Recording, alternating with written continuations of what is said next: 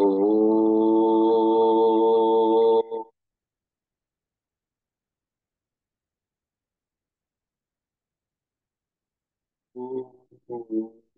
स्वाहा स्वाहा तत्सवितुर्वरेण्यं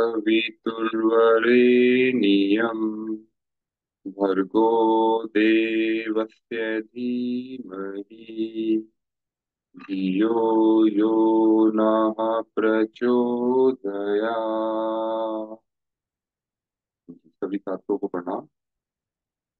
परम पूज्य गुरुदेव, वंदनीय माता जी, आदरणीय बाबूजी, माता जी, सभी को हम प्रणाम करते हैं और उनसे आशीर्वाद प्राप्त करते हैं।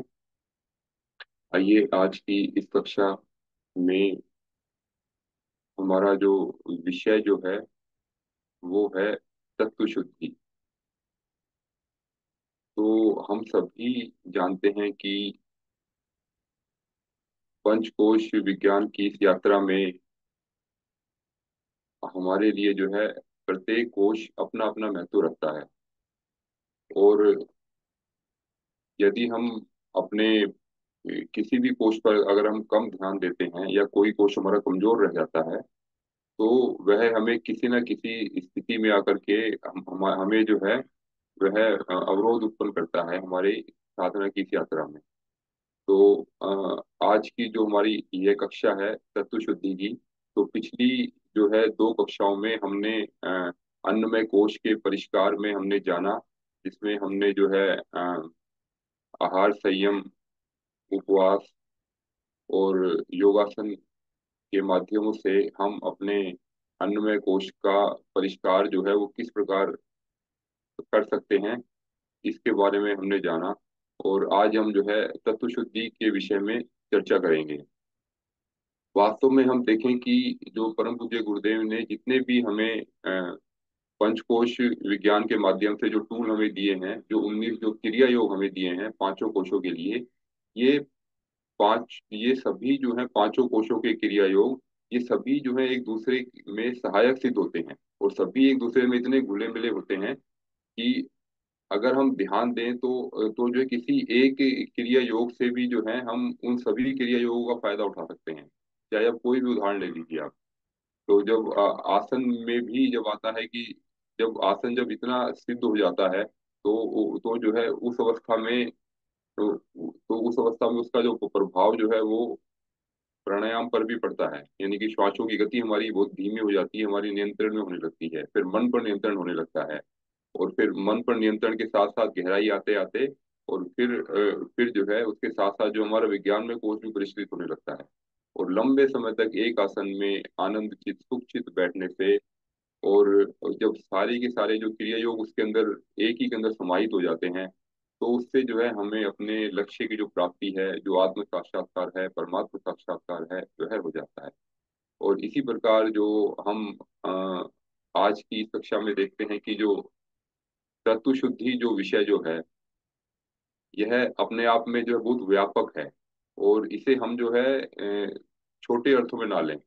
तत्व शुद्धि जो है आज हम इसके बारे में जानेंगे कि जब हम तत्व शुद्धि को हम अन्नमय कोश के परिप्रेक्ष्य में देखते हैं तो इस तत्व शुद्धि के क्या मायने हैं।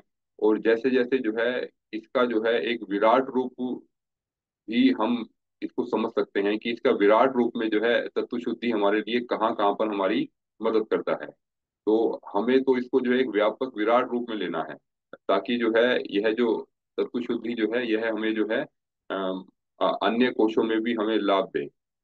तो इसमें हम देखते हैं कि इसमें हम कुछ स्लाइड्स के माध्यम से समझते हैं हम कि देखिए आपको सामने कुछ स्लाइड्स है, तो इसका हम जो है थोड़ा और व्यापक रूप हम देखेंगे कि तत्व शुद्धि जो है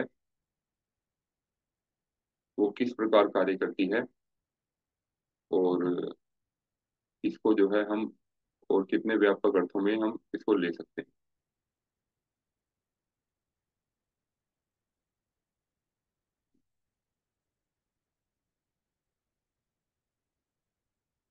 ये स्लाइड आप सभी देख रहे हैं। देखिए देखिए हम जो है हम ये सभी जानते हैं कि हमारा जो जो सृष्टि जो है जो कि हमें जो है दृष्टिगोचर होती है, चाहे वह जो है हमारे संसार के रूप में हो, पृथ्वी के रूप में हो, चांद तारे असंख्य पिंड जो हैं जो हमारे वातावरण में विद्यमान हैं, तो उन वहां पर जो है जो भी चीज हमें जो है दिखाई देती है, वो सभी जो है इन पांच महाभूतों से मिलकर के बनी होती है। और वास्तव में इनके जो है सूक्ष्म और कारण स्वरूप भी होते हैं। जैसे कि जो भी कोई पदार्थ है, जो पदार्थ हम दृष्टिगोचर करते हैं, चाहे वो भोजन के रूप में हो या अन्य किसी भी रूप में हम जो देख पा रहे हैं, तो उसके पीछे जो है उसका जो है स्थूल सूक्ष्म और कारण तीनों पक्ष कार्य करते हैं। तो यदि हम जो है पदार्थ जगत की बात करें, तो पदार्थ जगत में जो है पृथ्वी, जल, अग्नि, वायु और आकाश, तो जिसे हम जो है भौतिक जगत भी कहते हैं। और यदि हम जो है संपूर्ण सृष्टि को दो भागों में बांट दें, तो एक को हम कहेंगे जड़ और दूसरे को कहेंगे चेतन। तो इसकी जो यात्रा जो है हमारी, तो जैसे आकाश तत्व से आगे की भी यात्रा जब हमारी शुरू होती है, तो वहां पर जो है पदार्थ जगत समाप्त हो जाता है। उसके बाद जो है फिर हमारी आध्यात्म जगत की यात्रा शुरू हो जाती है, या हम कहेंगे वो हमारी जो है आत्मिकी की यात्रा होती है हमारी वो। तो जिसमें जो है मन, बुद्धि, प्राण, आत्मा, परमात्मा, इस प्रकार जो है हम जो है एक तरह से जो है स्थूल से सूक्ष्मीकरण की यात्रा में हम जो है वो प्रवेश करते हैं। तो स्थूल से सूक्ष्म की इस यात्रा में हम देख रहे हैं कि हम जो है शुद्धिकरण भी अपना कर रहे हैं, और जो है हम जो पदार्थों का जो है हम नीचे जाते जाते हैं, तो उनका जो है पदार्थों का सूक्ष्मीकरण भी होता जा रहा है। तो जो है ये शुद्धिकरण और सूक्ष्मीकरण, ये दोनों भी आपस में जो है मिले हुए हैं। तो इसे हम जो है और विस्तार से हम जानेंगे कि किस प्रकार जो है हम भौतिक जगत में पदार्थों का हम जब शुद्धिकरण करते जाते हैं, तो उनका जो है सूक्ष्मीकरण होना भी स्वाभाविक है। और सूक्ष्मीकरण होने के भी क्या क्या लाभ हमें मिलते हैं, तो ये हम आगे इसके बारे में जानते हैं। जैसे हमारा शरीर जो है इन पांच महाभूतों से मिलकर के बना है, तो पांचों महाभूतों जो हमारे शरीर में जो हैं, तो इन सबका जो है एक बैलेंस अनुपात हमारे शरीर में रहता है। और वह जो है बैलेंस अनुपात जो है हमारे जीवन में हमेशा बना रहना चाहिए। तो अगर वह बैलेंस बना रहेगा, तो हमें जो है हमारा जीवन जो स्वस्थ रहेगा, और हमारा जो जब स्वास्थ्य अच्छा रहेगा, तो हमारे जो है आगे की कोशों की यात्रा हम कह सकते हैं, या अन्य जीवन में कोई भी हम काम करेंगे, तो उसके लिए जो है स्थूल शरीर ही हमारा माध्यम बनेगा। तो स्थूल शरीर जब माध्यम बनेगा, तो इसको जो है स्वस्थ रखने का जो उपाय जो है, ये आयुर्वेद के सूत्रों में जो है बहुत अच्छे से दिया गया है। और और अगर हम जो है आचार्य वाग्भट के उपदेशों को हम देखें, तो उनके अनुसार जो है वो क्या कहते हैं कि अगर आपको स्वस्थ रहना है, तो केवल और केवल आप दो काम कर लीजिए। एक तो अपने शरीर को जान लीजिए, और अपने भोजन को पहचान लीजिए। इतना करने मात्र से ही आप जो है पूर्ण स्वास्थ्य की प्राप्ति कर सकते हैं। अब ये सिर्फ दो बातें जो हैं, इन्हीं में ही जो है बहुत कुछ समाया हुआ है इनके अंदर। और फिर जब इन्हीं जो है दो लाइनों का जो एक जो है हम एक विस्तार से, और इसका व्यापक अर्थ क्या हो सकता है कि अपने शरीर को जान लेना और अपने भोजन को पहचान लेना, इसका हम जो है आगे हम इसका थोड़ा सा डिस्कस करेंगे। और अभी हम देखें कि जो आयुर्वेद जो शास्त्र जो है, जो कि जो कि हमारा जो सबसे पुराना जो शास्त्र है, और यह सबसे अच्छे तरीके से हमें यह बताता है कि हम जो है पूर्ण रूप से स्वस्थ किस प्रकार रहा जा सकता है। तो पूर्ण रूप से स्वस्थ जो रहने का जो नियम जो है, यह देखिए, यह जो वैसे तो जो अन्य पैथियां भी अवेलेबल हैं, परंतु जो आयुर्वेद में जो चिकित्सा का जो तरीका बताया गया है, ये अन्य सभी से भिन्न है। और और जो है यह सबसे अच्छा भी है। अच्छा क्यों है? क्योंकि यही एकमात्र आयुर्वेद का शास्त्र ऐसा है कि जो हम हमें यह सिखाता है कि आप कभी बीमार ही ना पड़े। अगर बीमार पड़ेंगे, तो अन्य जो जो जैसे एलोपैथी हो गई, या अन्य कोई भी पैथी का उदाहरण ले लीजिए आप, होम्योपैथी होगी, जितने भी पैथी अवेलेबल हैं, तो उनमें जो है उनमें जो है उपचार जो है वह जो है बीमार होने के बाद ही वह हमें बताते हैं कि जब आप बीमार हो गए हैं, तो अब आप ये उपचार कर लीजिए। अनेकों उपचार जो है वो जो है इसमें फिर उपलब्ध होते हैं हर एक पैथी के अंदर। परंतु आयुर्वेद शास्त्र मात्र एक ऐसा शास्त्र है जहाँ पर जो है हमें यह बताता है कि आप कभी बीमार ही ना पड़े। मतलब कि जीवन में कुछ ऐसे सूत्र हैं, अगर वो सूत्र अगर हम पालन करें, और अपने आप को हम समझ लें, और अपने आसपास के वातावरण को समझ लें हम, तो हम कभी बीमार ही नहीं पड़ेंगे। और इसमें जो है मुख्य रूप से जो है आयुर्वेद शास्त्र में जो रोगों का जो कारण बताया गया है, वो वात, पित्त और कफ का असंतुलन। तो वात पित्त कफ को अगर हम जो सामान्य बोलचाल की भाषा में हम लेते हैं तो वात का अर्थ है वायु, और पित्त का अर्थ है कि जो हमारी गर्मी या अग्नि, और कफ का अर्थ है जल। तो इनके माध्यम से जो है, जब इन तीन पदार्थों की विकृति हमारे शरीर के भीतर होती है, तभी जो है कोई ना कोई रोग उत्पन्न होता है। अब जब यहाँ पर जब केवल तीन पदार्थ आए तो बाकी के दो पदार्थ कहाँ गए, अक्सर जो है यह हमारे मन में आता है। तो इसको जो है, इसको समझने के जो है हम अनेकों प्रकार से समझ सकते हैं। तो जैसे आयुर्वेद में जो बताया गया है कि जो हमारे शरीर के अंदर जो है ना, तीन प्रकार के दोष कहें या ऊर्जाएं कहें उन्हें, तो जो है दोष का अर्थ यहाँ पर खराब से ना ले, कि ऐसा नहीं है कि दोष है तो मतलब ये खराब ही है ये। तो ये जो तीन प्रकार की ऊर्जाएं जो हमारे शरीर के भीतर होती हैं, वात पित्त और कफ, तो इसके अंदर जो है प्रत्येक दोष का अपना विशिष्ट गुण होता है। मतलब कि जो, यानी कि प्रत्येक ऊर्जा जो वात पित्त और कफ के रूप में, जो ऊर्जा के रूप में ये जो तीन जो सत्ता जो हमारे भीतर है, इनके अपने विशिष्ट गुण होते हैं। और इसमें फिर आता है कि इनमें जो है इनमें जो भी हमारे जो गुण जो होते हैं हमारे, तो इनमें से जो है किसी भी दोष में जब असंतुलन जब होता है, तो उसके कारण जो है हमारे शरीर में समस्याएं पैदा होती हैं। अम, देखिए, जो पहले के समय में जो केवल वात पित्त कफ तीन ही दिए गए, तो उसको जो है समझने के व्यापक अर्थ हैं। एक अर्थों में हम यह समझ सकते हैं कि जो हमारा जो वात जो है, वात है हमारा जो है वायु और आकाश के गुणों से मिल करके बना है। तो और जो कि जो है शरीर के भीतर जो हमारी जो मूवमेंट होती हैं, या जो जो भी हमारे जो संचार होते हैं, जो सिग्नल्स वगैरह अलग अलग तरह के जाते हैं, तरंगों के रूप में सिग्नल होते हैं, या जो है भौतिक भी जो, जैसे वायु का संचरण हमारे शरीर में होता रहता है, तो उसके लिए जो है यह जो है वायु और आकाश तत्व जिम्मेदार है। और अब जो है पित्त है, पित्त जो है वो जो है अग्नि और जल के गुणों के साथ में जुड़ा हुआ है, जो कि हमारे शरीर के भीतर जो है मेटाबॉलिज्म और डाइजेशन सिस्टम को, यानी कि चयापचय और पाचन की जो क्रियाओं को जो है वो अपने भीतर नियंत्रित करता है। और जो कफ का जो गुण जो है, वह जो है पृथ्वी और जल के गुणों को दिखाता है, जो कि स्थिरता और संरचना को नियंत्रित करता है। तो यहाँ हम देखें कि जो वात पित्त और कफ के जो दोष जो है यहाँ पर जो है, दो दो का युग्म बना हुआ है। तो इनको मिला करके इन युग्मों को अगर हम देखें, तो इनके माध्यमों से जो है जो पांचों तत्व जो है वो हमारे शरीर में दिखाई दे जाते हैं। तो हमें हमें समझ में आ जाता है कि वास्तव में जो है जो ये जो पांचों जो तत्व जो हैं, इन्हीं के माध्यमों से ही जो है हमारा शरीर जो है वह किसी भी जो रोग दुख समस्या को दूर करता है और अपने आप को नियंत्रित करता है। इनका जो संतुलन होना बहुत आवश्यक है। अगर हम जो है इनको अगर हम दोष के रूप में या विकार के रूप में, मतलब अगर अगर कोई इन्हें समझता है, तो उस तरह हमें नहीं समझना चाहिए हमें, क्योंकि यह हमारे शरीर में आवश्यक भी है। और इनके भीतर जो विशेष गुण दिए हुए हैं, जैसे कि पित्त है, पित्त अगर अग्नि का गुण है, तो अग्नि और जल का युग्म बनता है। तो दोनों जो है एक दूसरे से जो है वो नियंत्रित होते हैं। हम इसको इस तरह भी समझ सकते हैं कि जैसे जो है कोई भी हम एक, जैसे एग्जांपल लेते हैं एक ड्राई फ्रूट का। तो जो ड्राई फ्रूट जो है, ड्राई फ्रूट के अंदर जो है, जब एक फल जब होता है, फल को जब हम ड्राई करते हैं, तो पहले जो फल के अंदर जो है जल तत्व की मात्रा अधिक होती है। फिर उसको जो है हम धूप में सुखा देते हैं हम। तो धूप में सुखाने के कारण धूप की जो अग्नि जो है वो उसके अंदर आती है और जल को सुखा देती है।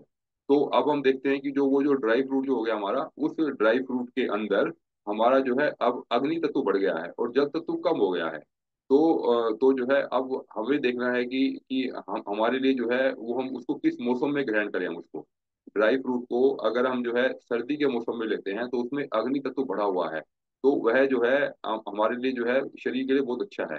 और उसको अगर हम जो गर्मी की सीजन में लेते हैं, और कोई अगर उसको जो है चाहता है कि इसके अंदर जो गुण है, इसके गुणों का फायदा भी ले लिया जाए, और जो है इसका जो साइड इफेक्ट भी ना हो, इसके अंदर जो है गर्मी बढ़ी हुई है या इसके अंदर अग्नि तत्व बढ़ा हुआ है, तो उस ड्राई फ्रूट को हम पानी में भिगो करके लेते हैं।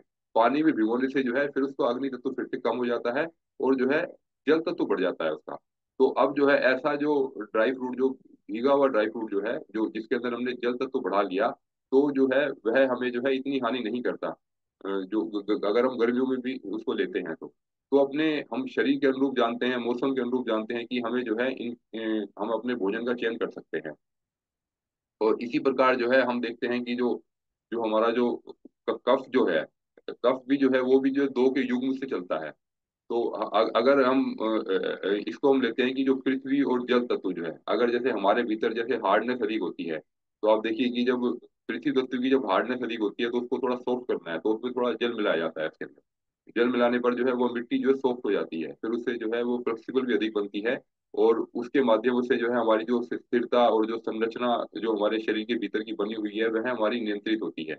जैसे जैसे अक्सर कहा जाता है कि जब हम जो है आसनों के माध्यम से जब हम अपने पृथ्वी तत्व को नियंत्रित करने का प्रयास करते हैं, हमारी हार्डनेस होती है, हमारी शरीर की जो स्टिफनेस होती है, उसको जब हम नियंत्रित करने का जो प्रयास जो किया जाता है, और लंबे अभ्यास के बाद अगर वो नियंत्रित नहीं हो रहा, तो हम जो है जल तत्व का सहारा लेते हैं। यानी कि अपने भोजन में हम परिवर्तन करते हैं और अपने भोजन में जलीय अंश को बढ़ाते हैं, ताकि जो भोजन जो हम ले रहे हैं वो थोड़ा सा जो है उसमें अगर हम जलीय अंश बढ़ा देंगे तो वह थोड़ा सा फ्लेक्सिबल हो जाएगा, जो जो पृथ्वी तत्व की जो हार्डनेस है वो थोड़ी फ्लेक्सिबल हो जाएगी। और इसी प्रकार हम देखते हैं कि जो वात जो है, वात, और जब हम जो है इसको आकाश तत्व के साथ में हम लेकर के चलते हैं हम, तो इसके भीतर जो हम जानते हैं कि जो जैसे वायु की जो गतिशीलता है, वह वास्तव में जो विचरण जो कर रही है, वह जो है आकाश तत्व में विचरण कर रही है। और इसकी जो है तरंगे भी अलग अलग जो प्रकार की तरंगे जो होती हैं, तो अलग अलग प्रकार की तरंगों के लिए हमें जो है आकाश तत्व का भी गुण धर्म समझना अनिवार्य है। तो इसको हम समझते जाएंगे, तो इसके लिए भी जो है तरंगों को दौड़ने के लिए भी जो खाली स्पेस चाहिए, और खाली स्पेस भी जो है कितना सघन है कितना विरल है यह भी डिपेंड करता है। एक तो स्पेस है कि जिसकी जो है डेंसिटी जो है वो काफी अधिक है, एक की जो है डेंसिटी कम है, तो उसके अनुरूप जो है जो वायु जो विचरण जो करेगी, तो उसके अनुरूप जो हमारे शरीर में भी जो है अलग अलग जो जो उसका जो जो प्रभाव होगा वो उत्पन्न होगा। और इसको हम जैसे आगे जैसे और हम जानते हैं कि जैसे देखिए कि जो है इसको देखिए, इसको जो है जो पहले के समय में आयुर्वेद में जो तीन रूपों में जो समझाया गया था वात पित्त कफ के रूप में, इसको हम एक एंगल ऑफ विजन से और भी समझ सकते हैं कि जब यह विज्ञान जब दिया गया होगा, तो उस विज्ञान में जो है जब उस समय का परिस्थिति ऐसी रही होगी कि उस समय जो है हमारा जो पृथ्वी तत्व और आकाश तत्व जो है वह जो है परिष्कृत अवस्था में होगा। यानी कि हमारे शरीर के भीतर जो रोग जो जो भी उत्पन्न होते होंगे, वह जो है पृथ्वी तत्व के जो है इम्बैलेंस से और आकाश तत्व के इम्बैलेंस से वो ना के बराबर होते होंगे। वो मतलब वो जो है वो विकार उत्पन्न जो है वो है करते ही नहीं होंगे हमारे भीतर। तो इसके एंगल से भी देख करके जो हमें लगता है कि उसमें जो ऐसा दिया गया होगा कि वात पित्त कफ की तीन ही रूप दिए हैं, या दूसरे रूप में अभी हमने जान ही लिया कि वात पित्त कफ के अंदर ही वास्तव में जो है जो हमारे जो पांचों महाभूत हमारे साथ समाये हुए हैं। और आज के समय में यदि हम देखते हैं तो हमें जो है इनको वो हमें जो इनको जो है वो है इनको पांचों रूप में ही हमें लेना पड़ेगा इनको। तो अब हम देखते हैं कि जो आयुर्वेद शास्त्र के अनुरूप जो है जो शरीर में जो रोग जो हमारे उत्पन्न होते हैं, वो जो है वात के सबसे अधिक रोग उत्पन्न होते हैं। देखिए वात के जैसे 80 रोग बताए जाते हैं, और पित्त के 40 रोग और कफ के 28 रोग। तो हमारे जो परम पूज्य जो गुरुदेव जो पंडित श्री राम शर्माचार्य हैं, जो कि आज के युग ऋषि जो हुए हैं, और इन्होंने जो आज के समय के अनुरूप हमें समाधान दिया है तत्व शुद्धि के रूप में। उनका ये कहना है कि आज के समय में जो रोगों का कारण जो है वह जो है वह अंदर तक समा गया है। हमारा जो है आकाश तत्व भी इतना विकृत हो चुका है कि जो है जो रोगों का कारण जो उतने अंतःकरण तक समाया हुआ है कि केवल और केवल मात्र जो है जो हमारे जो अन्य जो घटक जो है हमारे अन्य जो पंच महाभूत हैं, और अगर हम उसमें से आकाश तत्व को छोड़ करके अगर हम उनकी चिकित्सा करते हैं, तो यह संभव नहीं है कि सभी रोगों का जो निदान है वह हमें मिल ही जाए। तो हमें हमें अपने गुरुदेव के विज्ञान को गहराई से समझना है कि जो तत्व शुद्धि जो है, तो वह तत्व शुद्धि के आज के समय में विराट मायने हैं। तो उन्होंने जो है जो पहले के समय के जो वात पित्त कफ को भी जो है और अधिक परिष्कृत रूप में हमारे सामने दिया है कि वास्तव में जो हमारा जो रोग जो है वो आज के समय में अंतःकरण में समाहित हो चुका है, वहां तक जो है भावनाओं तक वो पहुंच चुका है वह रोग। तो भावना जो है भावना का जो है और जो मन है बुद्धि है अंतःकरण है, ये सारे के सारे जो है आकाश तत्व के अंतर्गत आते हैं। तो इसके अंदर जब विकृति वहां तक पहुंच गई है, तो इसका मतलब है कि जब अगर हमें किसी भी रोग समस्या का समाधान देना है, आयुर्वेद भी यही कहता है कि समस्या का समाधान तब तक पूर्ण रूप से नहीं हो सकता जब तक जो है हम उसे उसकी जड़ तक ना जाएं। तो हम अक्सर जब हम कोई भी रोग हमारे जीवन में होते हैं, तो हम उसका जो है चिकित्सा उपचार जब हम करते हैं, तो हमें यह समझना अनिवार्य है कि हम जो भी चिकित्सा उपचार जो हम कर पा रहे हैं, तो उसके अंदर जो हम कितनी गहराई तक हम जा पा रहे हैं। तो उसके अंदर जो है अगर हम उसके रोगों की जड़ तक ही नहीं पहुंच पा रहे, तो उसके इसलिए हम जो है उसका समाधान भी पूर्ण रूप से हम नहीं कर पाते, और जिंदगी भर हम दवाएं खाते रहते हैं, चाहे भले ही वो आयुर्वेद का दवाई क्यों ना हो। तो हम इसको जो है हम समझते हैं कि जैसे जो है वात का अर्थ हो गया कि जो हमारे जो है जैसे हम अगर अपने अपने शरीर में जो है उसकी जो स्थिति को देखते हैं, वात पित्त कफ को अगर हम समझते हैं, तो हमारा जो है गर्दन से ये यहाँ से लेकर के जो हमारा जो है छाती से लेकर के और यहाँ तक के जो शरीर जो हमारा इतना हिस्सा है, तो छाती से लेकर के यहाँ तक का जो हिस्सा है, तो जो हमारे जो कफ के रोग जो होते हैं वो जो है मोस्टली जो है इस क्षेत्र को जो है वह जो है हमारा जो असर डालते हैं। और उसके बाद जो है छाती से लेकर के और नाभि तक का जो क्षेत्र है, तो इस क्षेत्र में जो है मुख्य रूप से जो पित्त के रोग जो है वो जो है वहां से इनकी शुरुआत होती है इनकी। और जो फिर हमारे जो वात के रोग जो है वो हमारे जो है नाभि से लेकर के और नीचे तक का जो एरिया जो होता है वहां वहां से जो है इसकी शुरुआत जो है, यानी कि ओरिजिन जो है इसकी वहीं से होती है उसकी। जैसे जब हमें जो है हमारे शरीर के भीतर जब अपच की स्थिति आती है, अपच की स्थिति में हमारी वात यानी कि वायु विकृत होती है। और वायु तो जो है वैसे तो पूरे शरीर में ही जो है विद्यमान है, तो परंतु जो वात के जो रोग जो है, जो सबसे अधिक जो वात के रोग जो बताए गए हैं, क्योंकि वात जो है जो कि वायु तत्व से संबंधित है। और वायु जो है हमारा जो 5 महाभूतों में जो है दूसरा जो सूक्ष्म तत्व है। तो यह जो है यह जो सूक्ष्म होने के कारण जो है इसकी सत्ता भी जो है वो काफी अधिक फैली हुई है। तो इसके कारण जो है इसके इसलिए इससे होने वाले रोग भी हमारे शरीर में अधिक हैं। और फिर इससे कम रोग जो होते हैं हमारे पित्त के रोग, यानी कि जब जब हमारा जो है जब हमारा जब पेट में जो डाइजेशन वगैरह अच्छा नहीं होता हमारा, तो उसके कारण से भी जो है हमारे शरीर की जो अग्नि तत्व जो है वह हमारी विकृत हो जाती है हमारी। तो जो है वह भी जो है पित्त के रोग जो है वह उत्पन्न करती है। और जो कफ के रोग जो होते हैं हमारे, और ये हमारे जो रोग जो होते हैं जैसे जो है जलोदर टाइप हो गया, या फिर इसमें भी जो है सर्दी जुकाम हो गया और सोपन दोष हो गया, ये सारे के सारे जो कफ के रोगों के अंतर्गत आते हैं। और अब हम देखें कि जो हमारे जो गुरुदेव ने जो आज के समय में जो हमें बताया कि जो पृथ्वी तत्व की विकृति और आकाश तत्व की जो विकृति है, या इसके गुण के माध्यमों से हमारे भीतर जो है क्या क्या जो असर पड़ता है, क्या क्या प्रभाव पड़ता है। तो पृथ्वी तत्व के कारण जो है हमारे शरीर पर जो प्रभाव जो पड़ता है, वह जो है हमारा जो है हमारे वजन का कम हो जाना, या वजन का जो अधिक हो जाना, हाँ, या हमारी हाइट को कम अधिक हो जाना, हाँ, या जो है शरीर का जो एक जो रूप जो बनता है, कोई अधिक गोरा होता है, कोई अधिक काला होता है, कोई अधिक कोमल होता है, और किसी की स्किन थोड़ी हार्ड होती है। तो ये सारे गुण जो है ये पृथ्वी तत्व के गुण होते हैं हमारे। और इसी प्रकार जो है जो आकाश तत्व की जो स्थिति जो होती है, वह जो है हमारी जो है हमारे विचारों के माध्यम से और बुद्धि के माध्यम से, और हमारे भीतर कितनी दूरदर्शिता है, गुण धर्म स्वभाव के अनुरूप जो है, और हमारे जीवन में जो है हम किस प्रकार की भावना रखते हैं प्रत्येक के प्रति, तो ये सारे के सारे जो है आकाश तत्व के माध्यम से हम समझ सकते हैं। अब देखिए जब हम वात पित्त का संतुलन करने की जब हम बात करते हैं, तो इसका इसको हमें व्यापक अर्थों में समझना है। अगर हम जो है अगर हम देखिए जो शुरुआत की लाइन जब आई थी स्टार्टिंग में, कि हम जो है अपने शरीर को जान ले और भोजन को पहचान ले, तो एक तरह से जो है वो वात पित्त कफ को नियंत्रण करने की बात ही की जा रही थी, पांचों तत्वों को नियंत्रण करने की बात ही की जा रही थी। तो यहाँ पर हम देखते हैं कि जब जब हम कोई भी हम भोजन करते हैं, भोजन का चयन करते हैं, तो भोजन का चयन जो है अपनी प्रकृति के अनुरूप होना चाहिए। तो यानी कि जो हमारे शरीर की जो प्रकृति है वो क्या है, किसी के शरीर में जो है वात अधिक होता है, किसी के शरीर में पित्त अधिक होता है, कफ अधिक होता है या कम होता है, यानी कि इनका इम्बेलेंस होता है इनका। तो हमें जो है अपनी शरीर की प्रकृति के अनुरूप जो हमें भोजन ग्रहण करना है। जैसे कि अगर जो है किसी के भीतर जो है अगर वात तत्व अधिक है, तो वात अधिक है तो उनको जो है कुछ समय के बाद जो है जो वात से होने वाले रोग उनको होते जाते हैं। तो उन्हें जो है उन्हें ऐसा भोजन नहीं करना कि जो अपने शरीर की जो प्रकृति जो कि उनका वात पहले से ही बढ़ा हुआ है, तो वो वात को बढ़ाने वाला भोजन वो ना करें। जैसे कि जो है जो अधिक भारी भोजन जो है जो कि पचने में हार्ड है, और अधिक रात्रि को लेट भोजन करना जो है, यह जो है उन्हें छोड़ना चाहिए। तो अपने शरीर की प्रकृति की स्थिति को देखते हुए हम अपने भोजन का चयन करें। फिर मौसम के अनुकूल जो है, मौसम के अनुकूल जो है, तो जो जैसा जो मौसम जो है, जैसी जो है ऋतुचर्या है। अब जैसे सर्दी का मौसम चल रहा है, सर्दी के मौसम में जो है जो कफ जो होता है वो जो है स्वाभाविक रूप से अधिक होता है वातावरण के अंदर। तो जो है वो जो कफ जो है वो अधिक है, तो हमें जो है ऐसे भोजन का अपने लिए जो है चयन नहीं करना जो पहले से ही कफ को बढ़ाए।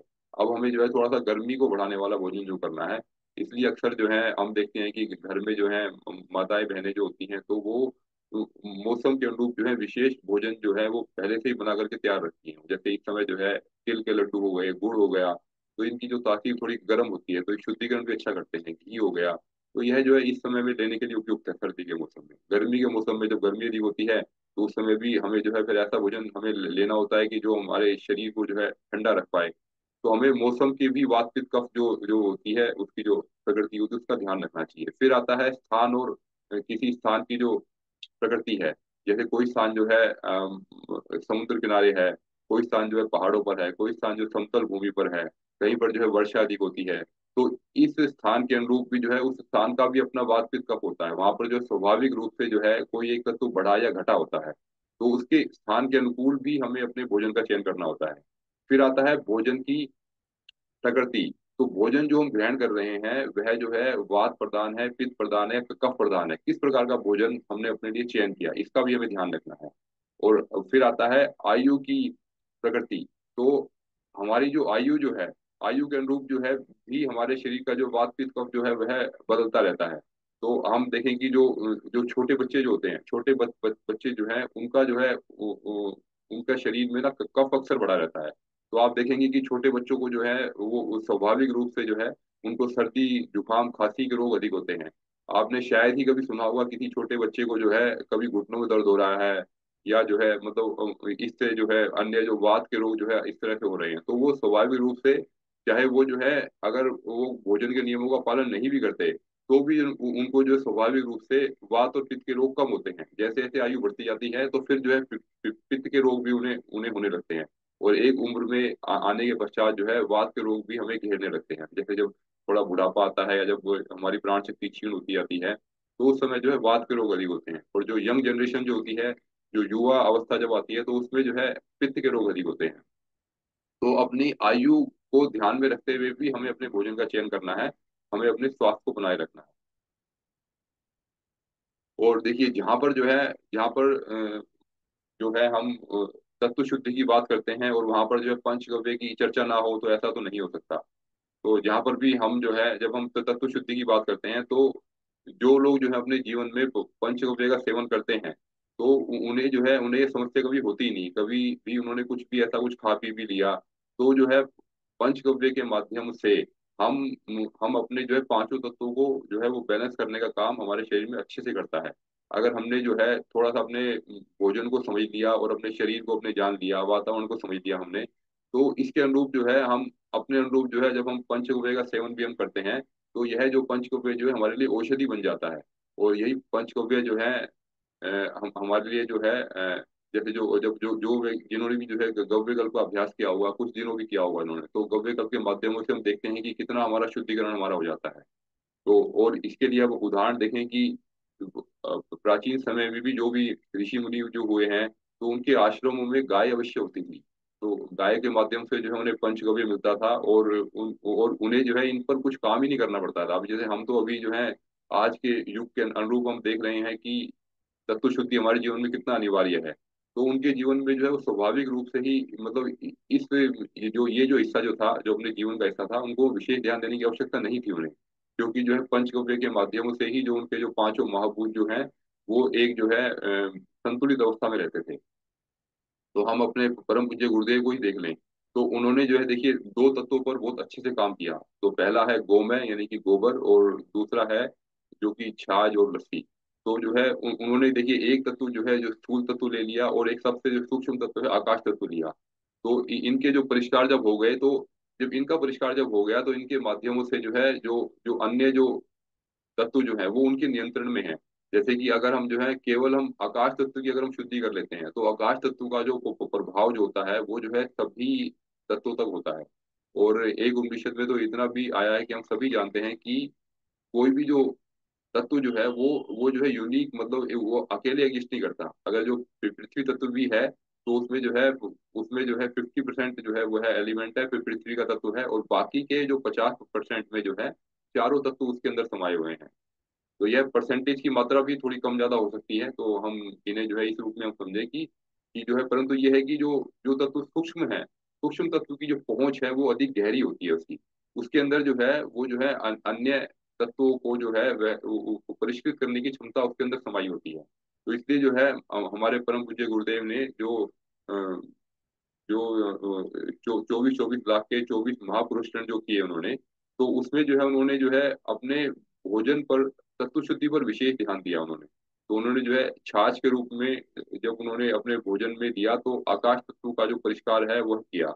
और जो जो जौ की रोटी और वो भी जो है संस्कारित जौ की रोटी, जो गाय को जौ खिलाने के पश्चात जो उसके गोबर के माध्यम से जौ की प्राप्ति हुई, और उस जौ को जो है फिर उसको जो है धो करके, छान करके और चक्की में पीस करके, और फिर उसका जो जो उन्होंने जो ग्रहण किया, तो उससे जो है पृथ्वी तत्व भी इतना अधिक परिष्कृत हुआ कि उसने भी जो है ऊपरी वाले जो जो जो बाकी के जो तत्व जो थे तो उनका भी परिष्कार किया।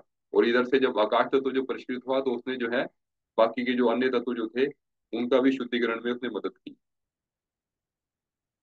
अब हम जो है तत्व शुद्धि के माध्यम से अब हम जानते हैं कि जो है जो अब हम देखते हैं कि जो अगर हम एक एक अलग अलग हम उनको देखें कि जो पृथ्वी तत्व जो हमारा जो है, तो पृथ्वी तत्व का शुद्धिकरण जो है वो किस प्रकार किया जाए और पृथ्वी तत्व का वास्तव में हमारे जीवन में क्या महत्व है। तो हम देखें कि जो पृथ्वी तत्व जो है ये हमारा जो है 5 महाभूतों में जो है पहला स्थूल तत्व आता है। और इसके अंदर जो है अगर हम जो है आधुनिक विज्ञान की बात देखें, उनको समझे, तो वो ये कहते हैं कि हमारे शरीर में जो है 12% जो है वह जो है हमारा जो अर्थ जो एलिमेंट है, यानी कि जो पृथ्वी तत्व है। और इसके अंदर जो विशेष गुण होता है कि यह जो है ये मुख्य रूप से जो है विष को सोखने की क्षमता इसके अंदर होती है। तो इसके अंदर जो विष को सोखने की क्षमता जो होती है, तो अब हम देखें कि इसके गुण कर्म स्वभाव को जान करके और शरीर की में इसकी स्थिति को जान करके हम इसका शुद्धिकरण जो है वो कैसे कर सकते हैं। तो हमें जो है, जैसे छोटे बच्चे होते हैं या बड़े भी होते हैं, तो उन्हें भी जो है मिट्टी में अधिक समय तक रहना चाहिए। तो मिट्टी में जो खेलना हो गया, या कभी मौका मिल जाए तो हमें जो है मिट्टी के अंदर ही जो हमें आराम कर लेना चाहिए हमें। और हम ये अक्सर देखते हैं कि जो जानवर जो होते हैं वह भी जो है मिट्टी को बहुत अधिक पसंद करते हैं। आप जो है, जो जानवर जो होते हैं उनको आप कोई कोई भी आप उनको जो है आसन दे दीजिए बैठने के लिए, हमें लगता है कि हम उनकी साफ सफाई का ध्यान रख रहे हैं हम, परंतु कुछ समय तक तो हो सकता है कि वो बैठ भी जाए वो, परंतु उन्हें आसन में बैठना अधिक अच्छा नहीं लगता, उन्हें पसंद नहीं है उन्हें। फिर वे चाहते हैं कि जो है वह मिट्टी पर ही लौट करके आए। तो मिट्टी से जो उनको जो प्राण शक्ति भी जो उनको मिलती है, और जो उनके शरीर का शुद्धिकरण भी हो रहा है। तो हम जो है वो जो जो पशु पक्षी जो होते हैं, तो वो जो है इस विज्ञान को अच्छे से समझते हैं, तो अपने जीवन में नियमों का पालन करते हैं। और हमें भी मौका मिले तो हर समय जो है हमें जूते चप्पल पहन करके नहीं रखना चाहिए, और नंगे पैर भी हमें घूमते रहना चाहिए। और जो विशेष रूप से जो जो सिद्ध जो तीर्थ स्थान जो है, तो वहां पर तो जो है हमें अवश्य ही हमें नंगे पैर चल करके हमें उसका लाभ लेना चाहिए। और इसका भी जो है, जो बहुत से जो सिद्ध योगी भी जो हुए हैं जिन्होंने इसका महत्व बताया है हमें कि जो है हम जब हम नंगे पैर जब हम लंबे समय तक जब हम धरती पर चलते हैं, तो उसकी जो प्राण शक्ति जो हमें मिलती है, तो उसका जो है अनेकों लाभ हमें मिलते हैं उसके। तो उससे भी जो कई रोग दुख जो है हमारे ऐसे ही दूर हो जाते हैं, जो पैदल नंगे पैर चलने मात्र से ही। तो इससे जो है और फिर हमारा आता है कि अगर हम जो है मिट्टी का लेप अगर अपने ऊपर लगा करके रखते हैं, मिट्टी से हम जो है स्नान करते हैं हम, तो हम मिट्टी के स्नान करने से जो है जब हम लंबे समय तक मिट्टी अपने ऊपर लगा करके रखते हैं, तो फिर जो है वह मिट्टी जो है हमारे शरीर के भीतर जो जो पॉइजन जो है वो स्किन के माध्यम से सोखती रहती है उसको। तो वह जो विष तत्व जो है, जो हमारे शरीर के भीतर जो है, उसको जो काफी हद तक जो खींचने का कार्य जो है वह मिट्टी तत्व कर देता है हमारा। और इससे जो है हम देखेंगे जब हम स्नान कर रहे हैं, तो इससे हमारी जो है जल तत्व की शुद्धि भी साथ साथ हो रही है। जब हमारे पोर्स जब इतना अधिक जो शुद्ध हो जाएंगे, तो उसमें जो है जो प्राण वायु का जो आवागमन अच्छे से होने लगेगा। तो जो है इसका मदद जो है हमारा जो है प्राणायाम में भी मिलेगा हमें। तो ये सभी तत्व एक दूसरे से जो है जुड़े होने के कारण जो है, जब हम एक लाभ लेने की कोशिश करते हैं तो उसमें जो है बाकी जो तत्वों के लाभ भी हमें मिलने लगते हैं हमें। तो जैसे कि हम जानते हैं कि जो तीर्थ स्थान जो होते हैं, तो वहां पर विशेष रूप से जब हम भ्रमण करते हैं, वहां की जो मिट्टी जो होती है उसके अंदर जो है विशेष तरंगों से जो है वह समाहित होती है। तो उनकी जो तरंगों में जब हम जाते हैं, उस क्षेत्र में हम प्रवेश करते हैं, जैसे हम सासाराम को ही देख ले हम, तो जो जो लोग भी पहली बार भी जो आए हैं, तो वहां पर इतने समय तक जो तप हुआ है, तो उसके माध्यमों से जो है वहां पर एक विशेष प्रकार की ऊर्जा रहती है। तो विशेष प्रकार की ऊर्जा जो है तो हम वो ऊर्जा जो हमें स्वाभाविक रूप से हमें मिलती रहती है, और एक अलग प्रकार की एक मानसिक शांति और एक आनंद देकर के जाती है हमें। तो इसलिए जो है हमें क्या करना चाहिए कि जो तीर्थ स्थान पे जब भी हम कहीं जाएं, तो वहां पर जो है थोड़ा नंगे पैर भी घूमना चाहिए हमें, और वहां पर जो है भावनात्मक रूप से हमें जो है हम प्राणाकर्षण जो प्राणायाम भी जब हम करते हैं, तो उस विशेष तत्व को हम आकर्षित कर रहे होते हैं। अगर हम वैसे भी घूमेंगे तो वह प्राण तत्व में हमें स्वाभाविक रूप से भी मिलेगा, परंतु अगर हम प्राणाकर्षण कर लेंगे तो साथ साथ जो है हमें जो है मन के अनुरूप जो है हम उससे खींच भी पाएंगे, हम अपनी इच्छा के अनुरूप जो है। और अब क्योंकि जहाँ जहाँ पर मन की गति होती है, वो प्राण की गति भी उसी दिशा में होने लगती है। तो स्वाभाविक रूप से भी हमें उस प्राण तत्व को ग्रहण करना है, और हमें जो है मन की शक्ति से उसे खींचना भी है हमें। इस प्रकार हम देखते हैं कि हम जो है पृथ्वी तत्व का हम शुद्धिकरण कर सकते हैं। फिर अब आता है कि हमारा जल तत्व। तो जल तत्व जो है, जो पांच महाभूतों में जो हमारा जो दूसरा जो स्थूल जो तत्व है वो जल तत्व है। इसमें जो है अब हमारा जो है जो हमारे शरीर में अगर हम देखें कि 70-72% जो है वह जल विद्यमान है। और इसमें जो है जो अगर जो शुद्ध जल जो होता है, तो शुद्ध जल का जो है उनका गुण स्वभाव क्या होता है, तो हमारे शरीर का जो तापमान है उसको वह नियंत्रित करता है। और जो हमारे शरीर में जो पोषक तत्वों को जो पहुंचाने का कार्य जो है वह जल के माध्यम से होता है। जल में देखिए, जल में जो है विशेष रूप से जो माइक्रो न्यूट्रिएंट्स की बात जब हम करते हैं तो वह जल में ही होते हैं। वो शरीर शरीर को जो न्यूट्रिएंट्स की जो जो प्राप्ति जो होती है वह जल के माध्यमों से अच्छे से होती है। और जैसे विषैले पदार्थों को जो है बाहर निकाल लेना, अब कोई टॉक्सिन्स अगर हमारे शरीर के भीतर गए हैं, अगर हमने जो भोजन के रूप में पृथ्वी तत्व के रूप में जो है हमने अगर उसको ले लिया है, तो जो है उसको जो बाहर निकालने का कार्य भी जल के माध्यम से संपन्न होता है। तो अब हम देखें कि जो जो ये जो पोषक तत्व जो हमारे शरीर में जो पहुंचाने का जो कार्य है, जो ये जल तत्व जो कर रहा है, तो वास्तव में जो ये जो पांचों महाभूत हैं, पांचों महाभूत ही हमारे लिए जो है भोजन है। केवल पृथ्वी तत्व वाले भोजन को ही भोजन ना माना जाए। हमें जो है इन पांचों महाभूतों के रूप में हमें देखना है कि हम जो है अपने अपना जो भोजन जो है वो किस प्रकार का हम कर रहे हैं, और किस प्रकार का भोजन कौन सा गुण धर्म स्वभाव लिए हुए है, तो उसके अनुरूप जो है हमें अपने भोजन का जो चयन जो है वो करना है। तो जो पोषक तत्वों की जो बात जब आती है कि जो माइक्रो न्यूट्रिएंट जो हमारा शरीर जो एब्जॉर्ब करता है जल तत्वों के माध्यम से, अगर हम जो है आरओ का पानी अधिक पीते हैं, तो आरओ के पानी में क्या होता है कि ना वो सारे के सारे जो मिनरल्स है वो जो है इम्प्योरिटी के साथ साथ वो मिनरल्स ही जो है आरओ जो हटा देता है। तो उसके कारण से जो फिर आता है कि आरओ विद एडिड मिनरल्स, फिर उनको मिनरल्स बाद में ऐड करना पड़ता है। और हमने अक्सर देखा होगा कि जो लोग आरओ का पानी अधिक पीते हैं उन्होंने महसूस किया होगा कि उनकी जो है, अगर हम जो उसका टीडीएस लेवल अगर बहुत कम कर दें, अगर हम मान लीजिए कि कोई आरओ का पानी पीते हैं उसका टीडीएस लेवल जो 50 से भी कम हो जाएगा, तो उस अवस्था में वह पानी जो है आपकी प्यास ही बुझाने में जो है सक्षम नहीं रहेगा। तो हमें लगेगा कि पानी तो हम पी रहे हैं, परंतु हमें जो है एक जो जो प्यास है हमारी वो नहीं बुझ रही हमारी। ऐसा अक्सर लोगों से सुनने देखने में आता है, क्योंकि वास्तव में पानी के माध्यम से जो उसमें जो घुले जो मिनरल्स थे, वो मिनरल्स तो आरओ ने पहले से ही निकाल दिए। तो इसलिए हम देखते हैं कि जो आरओ का जो एक जो टीडीएस का लेवल जो होता है वो आज के समय में जिन लोगों को इस बात की समझ है वो इसका जो 300 से ऊपर रखते हैं, 250-300 से ऊपर रखते हैं। तो अब हमें जो है उस जल के माध्यम से जो मिनरल्स जो हमें मिलते हैं, तो मिनरल्स मिलने से फिर जो है थोड़े से जल से ही जो है हमें लगता है कि हमारी प्यास मिट रही है हमारी। या फिर कई बार हम लंबा भी जल हम पी रहे हैं, बहुत लंबे से पी रहे हैं, तो वो ना बुझने का कारण ये है कि जल के माध्यम से जो शरीर को जो न्यूट्रिएंट्स चाहिए वो उसे नहीं मिले। इसलिए हमारा शरीर डिमांड करता है कि हमें और न्यूट्रिएंट्स चाहिए, तो यानी कि और पानी चाहिए हमें। तो इसलिए वो शरीर जो है बार बार जो है पानी की डिमांड करता है। तो हम हमें यह देखना होगा कि जो है हम जल तत्व को जो है परिष्कृत रूप में लें अपने जीवन में। फिर जिसका जो है फिर इसका जो अगर हम जो है सूक्ष्म और कारण रूप में भी हम देखते हैं, तो इसका जो है भावनाओं पर भी जो है उसका जो स्वास्थ्य जो होता है वह उसके अनुसार भी वह बदलता है। तो अब हम जल तत्व का शुद्धिकरण की बात हम करते हैं, तो हमें जो है नियमित रूप से हमें स्नान करना चाहिए। शरीर को जो है नियमित रूप से जब हम शुद्ध जल से स्नान करते हैं, तो स्नान करने का जो अर्थ जो है वो केवल जो है शरीर की मैल हटाना ही नहीं होता, परंतु उसके अंदर जो विद्यमान जो विश्वा नामक जो बिजली है उसे हमें अधिक से अधिक मात्रा में ग्रहण करना होता है।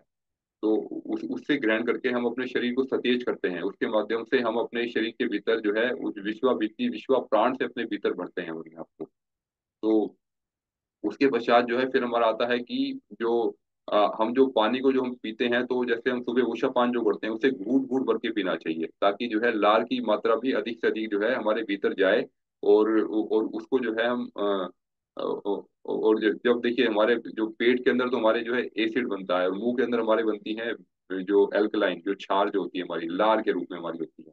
तो हमें जो है पानी को जो है धीरे धीरे जो है दूध की तरह पीना चाहिए। और हम जब भावनात्मक रूप से हम इसे पीते हैं तो वास्तव में दूध जितना लाभ भी देता है, क्योंकि पानी के अंदर भी जो है वो माइक्रो न्यूट्रिएंट्स हैं वो सभी।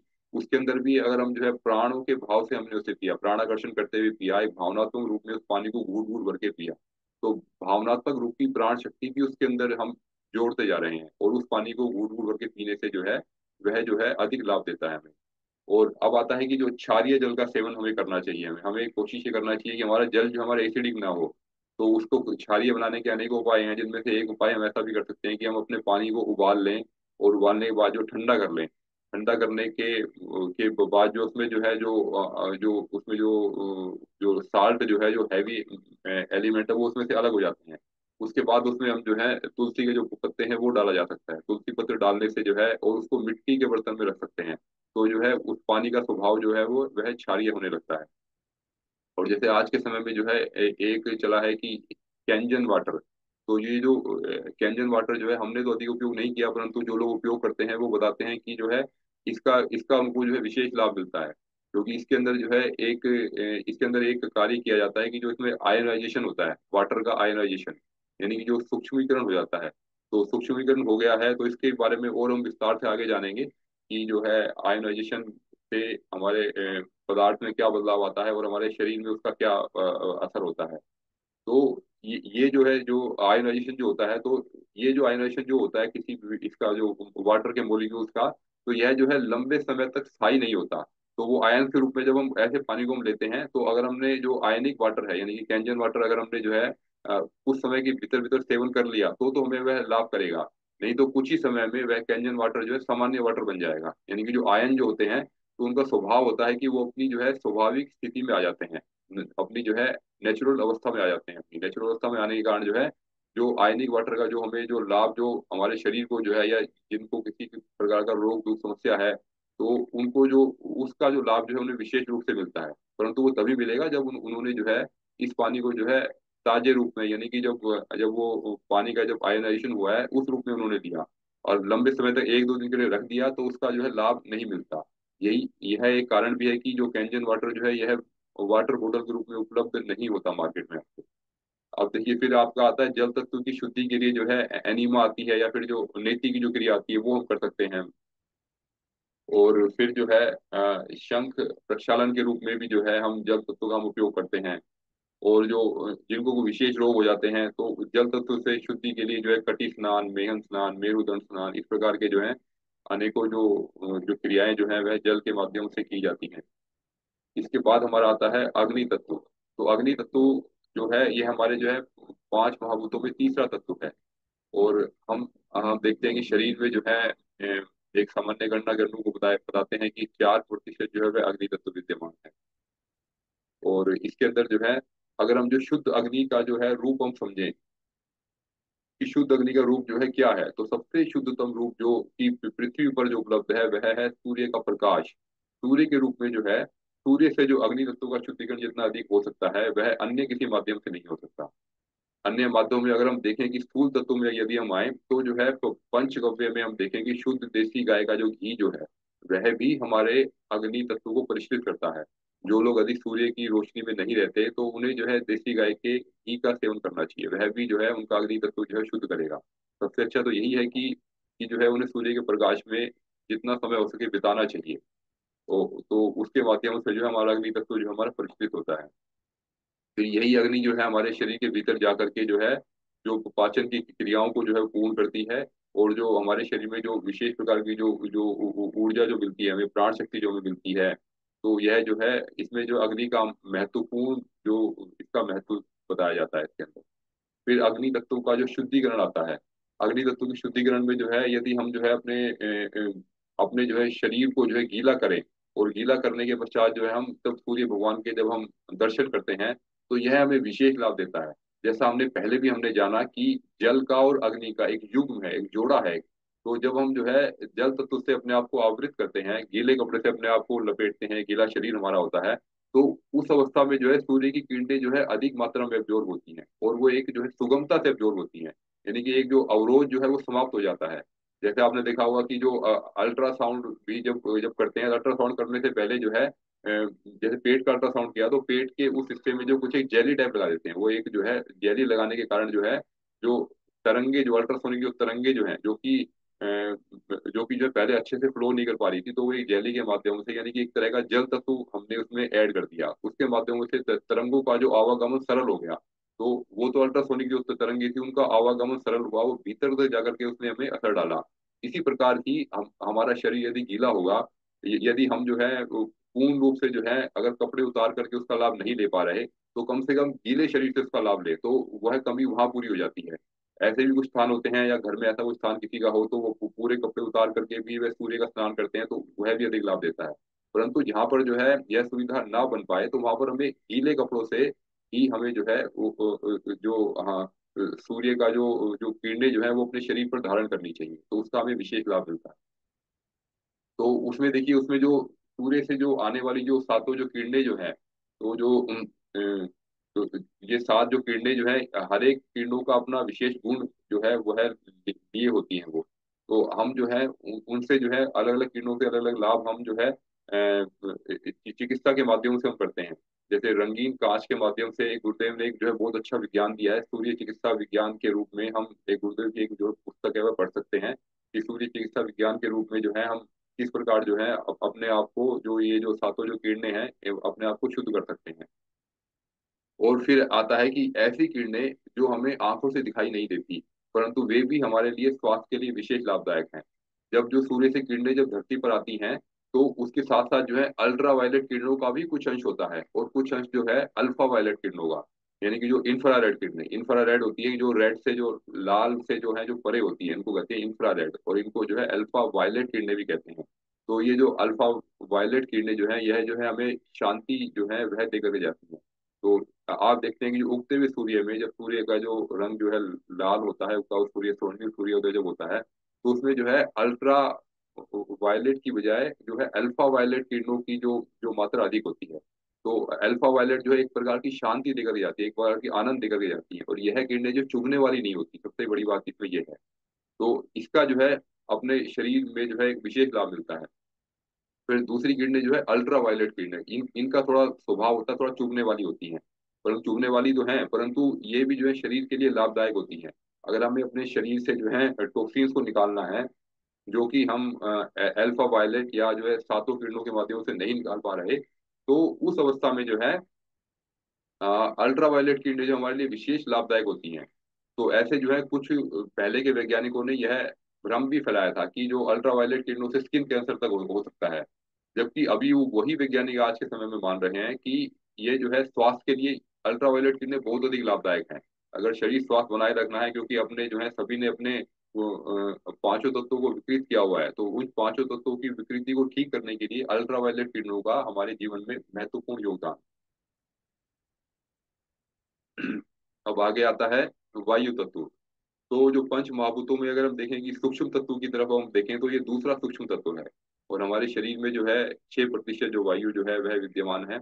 और वायु तत्व के जो शरीर में जो गुण जो होते हैं, इसके कारण से हम क्या क्या जो क्रियाएं हम करते हैं, तो इसमें जो है जैसे दौड़ना चलना हो गया, और फैलना सिकुड़ना, मतलब जो भी जो गति की जो क्रियाएं जो है उसमें जो है वायु तत्व हमारा विशेष सहयोग करता है। और जो वायु तत्व के कारण देखिए होने वाले रोग भी सबसे अधिक इसी के अंदर आते हैं, जो वात के रोग सबसे अधिक है। तो हमें जो है जैसे जैसे सूक्ष्म विकिरण होता जा रहा है हमारा, तो हमें जो है उन तत्वों पर हमें अधिक ध्यान देना है। और जैसे हमें जो गुरुदेव ने भी यही बात बताई है कि आज के समय में जो जो रोग जो है वो सूक्ष्म के भीतर प्रवेश कर चुका है। तो सूक्ष्म के भीतर सबसे सूक्ष्म तो आकाश तत्व है, तो हमें वायु और आकाश तत्व पर हमें विशेष ध्यान देने की आवश्यकता है। तो वायु तत्व की शुद्धि के लिए हम क्या कर सकते हैं? तो वायु तत्व की शुद्धि के लिए जो हम खुली हवा में हमें रहना चाहिए हमें। और जो है जो नमी वाले स्थान जो होते हैं, तो वहां पर हमें कोशिश करना चाहिए कि उससे थोड़ा सा बचना चाहिए। और पेड़ पौधे हैं जो अपने आसपास हों, तो या फिर गमलों में पेड़ पौधे हम लगा सकते हैं। और जिनका शरीर जो है वातावरण परिवर्तन नहीं झेल पाता, तो उन्हें जो है यह सावधानी रखनी चाहिए कि अधिक ठंडी, अधिक गर्म हवा से भी जो है उन्हें बच करके रहना चाहिए। और फिर हमें जो है सुबह के समय में प्राणायाम करना चाहिए। प्राणायाम से जो वायु तत्व की शुद्धि जो होती है, उसका जो विशेष लाभ मिलता है हमें। तो इसके अंदर जो है, अब जो हम देखते हैं कि जो सुबह के समय की जो वायु जो होती है वह अधिक शुद्ध होती है, और उस समय किया हुआ जो प्राणायाम जो होता है वह हमें कम समय में अधिक लाभ देने वाला होता है। और हम किसी भी समय, हम प्राणाकर्षण प्राणायाम तो किसी भी समय हम कर सकते हैं, या किसी भी प्राणायाम में प्राणाकर्षण को जोड़ के भी किया जा सकता है। और जैसे देखिए, अग्नि तत्व के माध्यम से जो है, यह जो है हवन के माध्यम से भी शुद्धिकरण करता है। तो जो वस्तु जैसे अग्नि में जलाई जाती है वह नष्ट ना होकर के उसका सूक्ष्मीकरण हो जाता है। और इसको हम आज हम और व्यापक अर्थों में समझेंगे कि सूक्ष्मीकरण होकर के वो कितने कार्य हो रहे हैं इसके अंदर। तो इसको हम आगे हम समझेंगे। और इसके साथ साथ जो है फिर, जैसे कुछ हवन सामग्री का भी हम विशेष रूप से हम ध्यान रखते हैं कि किस समस्या के लिए किस विशेष प्रकार की हवन सामग्री की आहुति हम दें, तो जिससे कि जो है उस तत्व के सूक्ष्मीकरण रूप का, उसके नैनो पार्टिकल्स के रूप में भी हम उस औषधि का लाभ लिया जाए। जो जिस औषधि को जो है हम जो है हम उसमें समर्पित कर रहे हैं, यज्ञ भगवान में हम समर्पित कर रहे हैं, तो विशेष रूप से वही जो है हमें अनेकों गुना होकर के हमें मिलती है हमें। तो इसमें जो जो नैनो पार्टिकल्स के रूप में सूक्ष्मीकरण जो हो रहा है, उसका लाभ हमें जो विशेष रूप से मिलता है। तो अब देखिए, जो कुंभक के रूप में भी यहाँ बताया जाता है कि हम जब यह जो है इसके अंदर हम अ, जब हम कुंभक लगा के करते हैं, तो इससे जो है हमारा जो है वायु तत्व विशेष रूप से जो है वह शुद्धिकरण होता है, और इससे कुंडलिनी जागरण तक संभव हो पाता है इससे। अब देखिए, जो ये सब वही है, उसके अंदर भी आता है कि जो यानी कि प्राणायाम का ही यहाँ पर विस्तृत रूप जो है वह बताया गया है हमें, कि जब हम प्राणायाम के माध्यम से, प्राणायाम कितना महत्वपूर्ण है हमारे लिए। और इसको जो है हम अपने जीवन में करते हैं, तो जैसे जैसे हम कुंभक सिद्ध करते हैं तो हमें अनेकों लाभ इसके मिलने लगते हैं। तो जो एक जो सूत्रीकरण वाली जो एक मेथड जो गुरुदेव ने जो हमें बताया, तो ये प्रैक्टिकल तो अभी नहीं हुआ है इसका, परंतु इसके माध्यम से देखिए कि जो इतनी बात जो गुरुदेव ने कही कि प्रत्येक व्यक्ति जो है अपनी आयु जो है वो 50 वर्ष तक बढ़ा सकता है। मतलब इतना जो अपने शरीर में नवीनीकरण आ जाता है, और हमारे जो है वो पांचों तत्व इतने अधिक शुद्ध हो जाते हैं। तो इसके विशेष लाभ हमें मिलते हैं। तो यह तब हो पाता है जब हम प्राणायाम पे सिद्धि कर लेंगे, यानी प्राणायाम हमारा सिद्ध होने लगेगा, तो इस प्रैक्टिकल को किया जा सकता है। कि अब हम देखते हैं कि जो हमारी जो चार अवस्थाएं जो मैटर की जो है, तो जब हम जो है शुद्धिकरण की बात हम कर रहे हैं, तो यहाँ पर जो सूक्ष्मीकरण भी हमारा हो रहा है। और और देखिए, जो जो चार अवस्थाएं जो मैटर की जो होती हैं, जो सॉलिड, लिक्विड, गैस और प्लाज्मा। तो इसमें हम देखते हैं कि जो जो स्थूल तत्व जो है, जैसे कि हम इसका उदाहरण हम लेकर के चलते हैं यज्ञ विज्ञान से, जो यज्ञ से जो जो हमारा जो हमें जो जितना जो लाभ मिलता है हमें, वो किस प्रकार मिलता है हमें। तो जो सॉलिड, जो जिसकी भी हम आहुति देते हैं, जो हर्ब होती है, जो आयुर्वेदिक औषधि होती है, उसकी हम आहुति जब हम देते हैं, तो वह जो सॉलिड फॉर्म में होती है, तो वह जो है पहले तो उसका जब तापमान से वह जो लिक्विड अवस्था में आती है, उसका जो लिक्विड जो है उसका जो मेल्टिंग होती है, मेल्टिंग होने के बाद जो फिर उसकी जो है गैस बनती है उसकी। या कोई कोई औषधि ऐसी भी होती है कि सीधा सीधा सॉलिड से गैस भी बन जाती है, बीच वाली अवस्था आती नहीं है। और फिर जो है उसके बाद ये कि गैस से जो प्लाज्मा की स्टेट जो आ पाना, यह जो है, यह अवस्था जो है सामान्य रूप से संभव नहीं हो पाती, क्योंकि इतना अधिक तापमान हम नहीं दे पाते कि यह अवस्था आ पाए। स्वाभाविक रूप से इतना अधिक तापमान जो सूर्य के भीतर विद्यमान है, तो सूर्य के भीतर जो जो पदार्थ जो है वह जो है प्लाज्मा स्टेट में उपलब्ध है, क्योंकि वहां का तापमान और वहां का दबाव इतना अधिक है कि जो जो गैस जो है वो वह भी सूक्ष्मीकरण हो जाते हैं। जैसे हम यहाँ पे इस डायग्राम में हम देख रहे हैं कि जो पहले जो पदार्थ के जो अणु परमाणु जो है वह जो है पास पास हैं। तो पास पास होते ही जैसे लिक्विड अवस्था में आते हैं, तो उनके थोड़े से उनके बीच में दूरियां बढ़ती है, यानी कि सूक्ष्मीकरण होता जा रहा है हमारा। और गैस अवस्था में आते हैं तो सूक्ष्मीकरण और अधिक हो गया है। और प्लाज्मा अवस्था में आने पर, यानी कि जब एटम का आयोनाइजेशन हो जाता है, यानी कि एटम के अंदर जब इलेक्ट्रॉन होते हैं और हमारे जो है प्रोटॉन न्यूट्रॉन होते हैं, जब उसमें से इलेक्ट्रॉन को निकाल दिया जाए तो वो बचता है प्रोटॉन, यानी कि एक पे पॉजिटिव चार्ज, एक पे नेगेटिव चार्ज।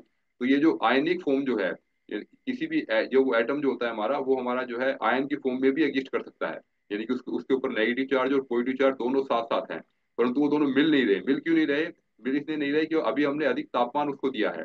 परंतु इतना अधिक तापमान जो है स्वाभाविक रूप से हम धरती पर जो है उत्पन्न नहीं कर सकते। तो हमारे जो है ऋषियों ने क्या किया कि इसको जो है यज्ञ के साथ जोड़ दिया। तो यज्ञ के साथ में जब हम जो है, जब हम मंत्रों के साथ में जब आहुति देते हैं, तो वहां पर जो साउंड एनर्जी होती है, मंत्र विज्ञान वहां पर वो कार्य करता है। तो जैसे हम स्वाहा शब्द का उच्चारण करते हैं, और जो अग्नि में जो है जब उसकी जो आहुति दी जाती है, और अग्नि भी जो है पूरी जो है जली हुई है, बुझी हुई अग्नि नहीं जिसमें धुआं आ रहा है वो अग्नि नहीं, जब पूरी अग्नि जली हुई है जिसका तापमान 400-500 डिग्री है, तो उस अवस्था में जो है उसका जो है उस जो पदार्थ का जो है वह जो है वो इमीडिएटली जो है वो नैनो पार्टिकल में कन्वर्ट हो जाती है। इतनी तेज अग्नि में कुछ भी हम डालेंगे तो वो स्वाहा हो जाती है। स्वाहा यानी कि वो गैस फॉर्म में बदल जाती है वो। और गैस फॉर्म में जब वो बदली तो उस पर जो है एक हमने जो है एक हमने वाणी के माध्यम से, स्वाहा के माध्यम से साउंड एनर्जी का एक बम और छोड़ दिया। जब बम के अंदर एक बम का विस्फोट और होता है, तो दूसरे विस्फोट के कारण जो है अब हमारा जो है गैस से जो प्लाज्मा की जो अवस्था है वो प्राप्त हो जाती है हमें। गैस से प्लाज्मा की अवस्था का आना स्वाभाविक रूप से संभव नहीं हो पाता। परंतु देखिए जो यज्ञ के माध्यम से यह कितना, मतलब इतना बड़ा जो विज्ञान जो हमें जो दिया, जो कि हमारे प्राचीन ऋषियों ने, तो वो जो प्लाज्मा की अवस्था जो आती है, तो अब हम जो उस औषधि को, उस पदार्थ को जब हम प्लाज्मा की फॉर्म में अपने शरीर के भीतर जब एब्जॉर्ब करते हैं, तो उसका जो लाभ जो है वो और भी अधिक मिलता है। अभी तक हम जानते हैं कि कोई भी औषधि जो है वो सबसे अच्छी जो है वो तब कार्य करती है जब वो अगर इमीडिएट हमारे शरीर में घुल जाए। तो इमीडिएट घुलने के लिए जो है जब हम कोई भी औषधि लेते हैं उसके अगर नैनो पार्टिकल के रूप में औषधि को लिया जाए, तो वो तुरंत जो है श्वास लिया हमने, गहरे लंबे श्वास के साथ वो ब्लड के अंदर मिल करके और तुरंत अपना कार्य करना शुरू कर देगी। और यह तो होगी गैसीय अवस्था। गैसीय अवस्था से एक और भी एक अच्छी अवस्था जो आती है जो कि प्लाज्मा की अवस्था। पर प्लाज्मा की फॉर्म में औषधि उपलब्ध तो हो, और वो उपलब्ध केवल और केवल हमारे जो है धरती पर जो भी है तो वो यज्ञ के माध्यम से उपलब्ध होगी, क्योंकि इतना अधिक तापमान हम किसी औषधि को लेने के लिए उसको प्लाज्मा में नहीं बदल सकते हम। तो यज्ञ के माध्यम से यह उपलब्ध हो सकती है। तो जो है इसमें हम देखते हैं कि आगे एक एक चित्र से और समझते हैं हम कि जब जो सॉलिड जो पदार्थ है हमारा, उसके जो है उसके जो अणु परमाणु किस प्रकार जुड़े होते हैं, फिर लिक्विड में जो है थोड़ी इनकी दूरियां बढ़ती हैं इनकी ना, और फिर गैस में वो दूरी बढ़ती जाती है। तो अब हम देखें कि जो एक एटम जो है, एटम जो है जो सॉलिड से जब प्लाज्मा स्टेट में आता है जब, तो उसका जो है न्यूक्लियस अलग हो जाता है और जो उसका जो इलेक्ट्रॉन है वो अलग हो जाता है। इसके लिए हमें हीट ऐड करनी पड़ती है, इसके अंदर जो है हीट को जोड़ना पड़ता है। और गैस से प्लाज्मा की स्टेट में आने के लिए जो है बहुत अधिक हीट की यानी कि बहुत अधिक ऊर्जा की आवश्यकता होती है। तो वह ऊर्जा जो है हम यज्ञ विज्ञान के माध्यम से हम जो है उसमें जो ऊर्जा जो हम देते हैं वो ध्वनि ऊर्जा होती है। ध्वनि ऊर्जा के माध्यम से वो गैस से प्लाज्मा स्टेट में हमारा जाता है। तो इसके लिए जो है एक हमारी जो है अभी किसी से चर्चा भी हो रही थी, जैसे घर पे चर्चा हो रही थी हमारी यहाँ, तो वो जैसे हम ये कर रहे थे डिस्कस कि जो है यज्ञ सबके लिए करना क्यों अनिवार्य है। जैसे हमने यज्ञ किया, तो उन्होंने कहा कि भैया आपने यज्ञ कर लिया तो जो है उसका जो नैनो पार्टिकल के रूप में पूरे घर को लाभ मिल गया, तो हमें यज्ञ में बैठने की क्या आवश्यकता है, हम यज्ञ क्यों करें। तो जो है उनको जब जैसे बातचीत में निकल करके ये चीज आएगी, जैसे गुरुदेव ने यह विज्ञान बहुत विस्तृत रूप से हमें बताया हुआ है कि जो यज्ञ करने वाला जो व्यक्ति जो है, एक तो ये है कि जो जो यज्ञ करके जो आहुति जो देगा, तो आहुति जो देगा तो जो गैस फॉर्म से जो प्लाज्मा फॉर्म जो बनेगी उसकी, तो एक तो जो है वो जो प्लाज्मा फॉर्म जो है औषधि के रूप में जो उसे मिलनी चाहिए थी वह जो है यज्ञ करने के बाद नहीं मिलती। क्योंकि जो प्लाज्मा फॉर्म का एक जो है एक इसका जो है गुण ये भी है कि जो प्लाज्मा जो है वो जो है स्वाभाविक रूप से अधिक समय तक वातावरण में नहीं रह पाता।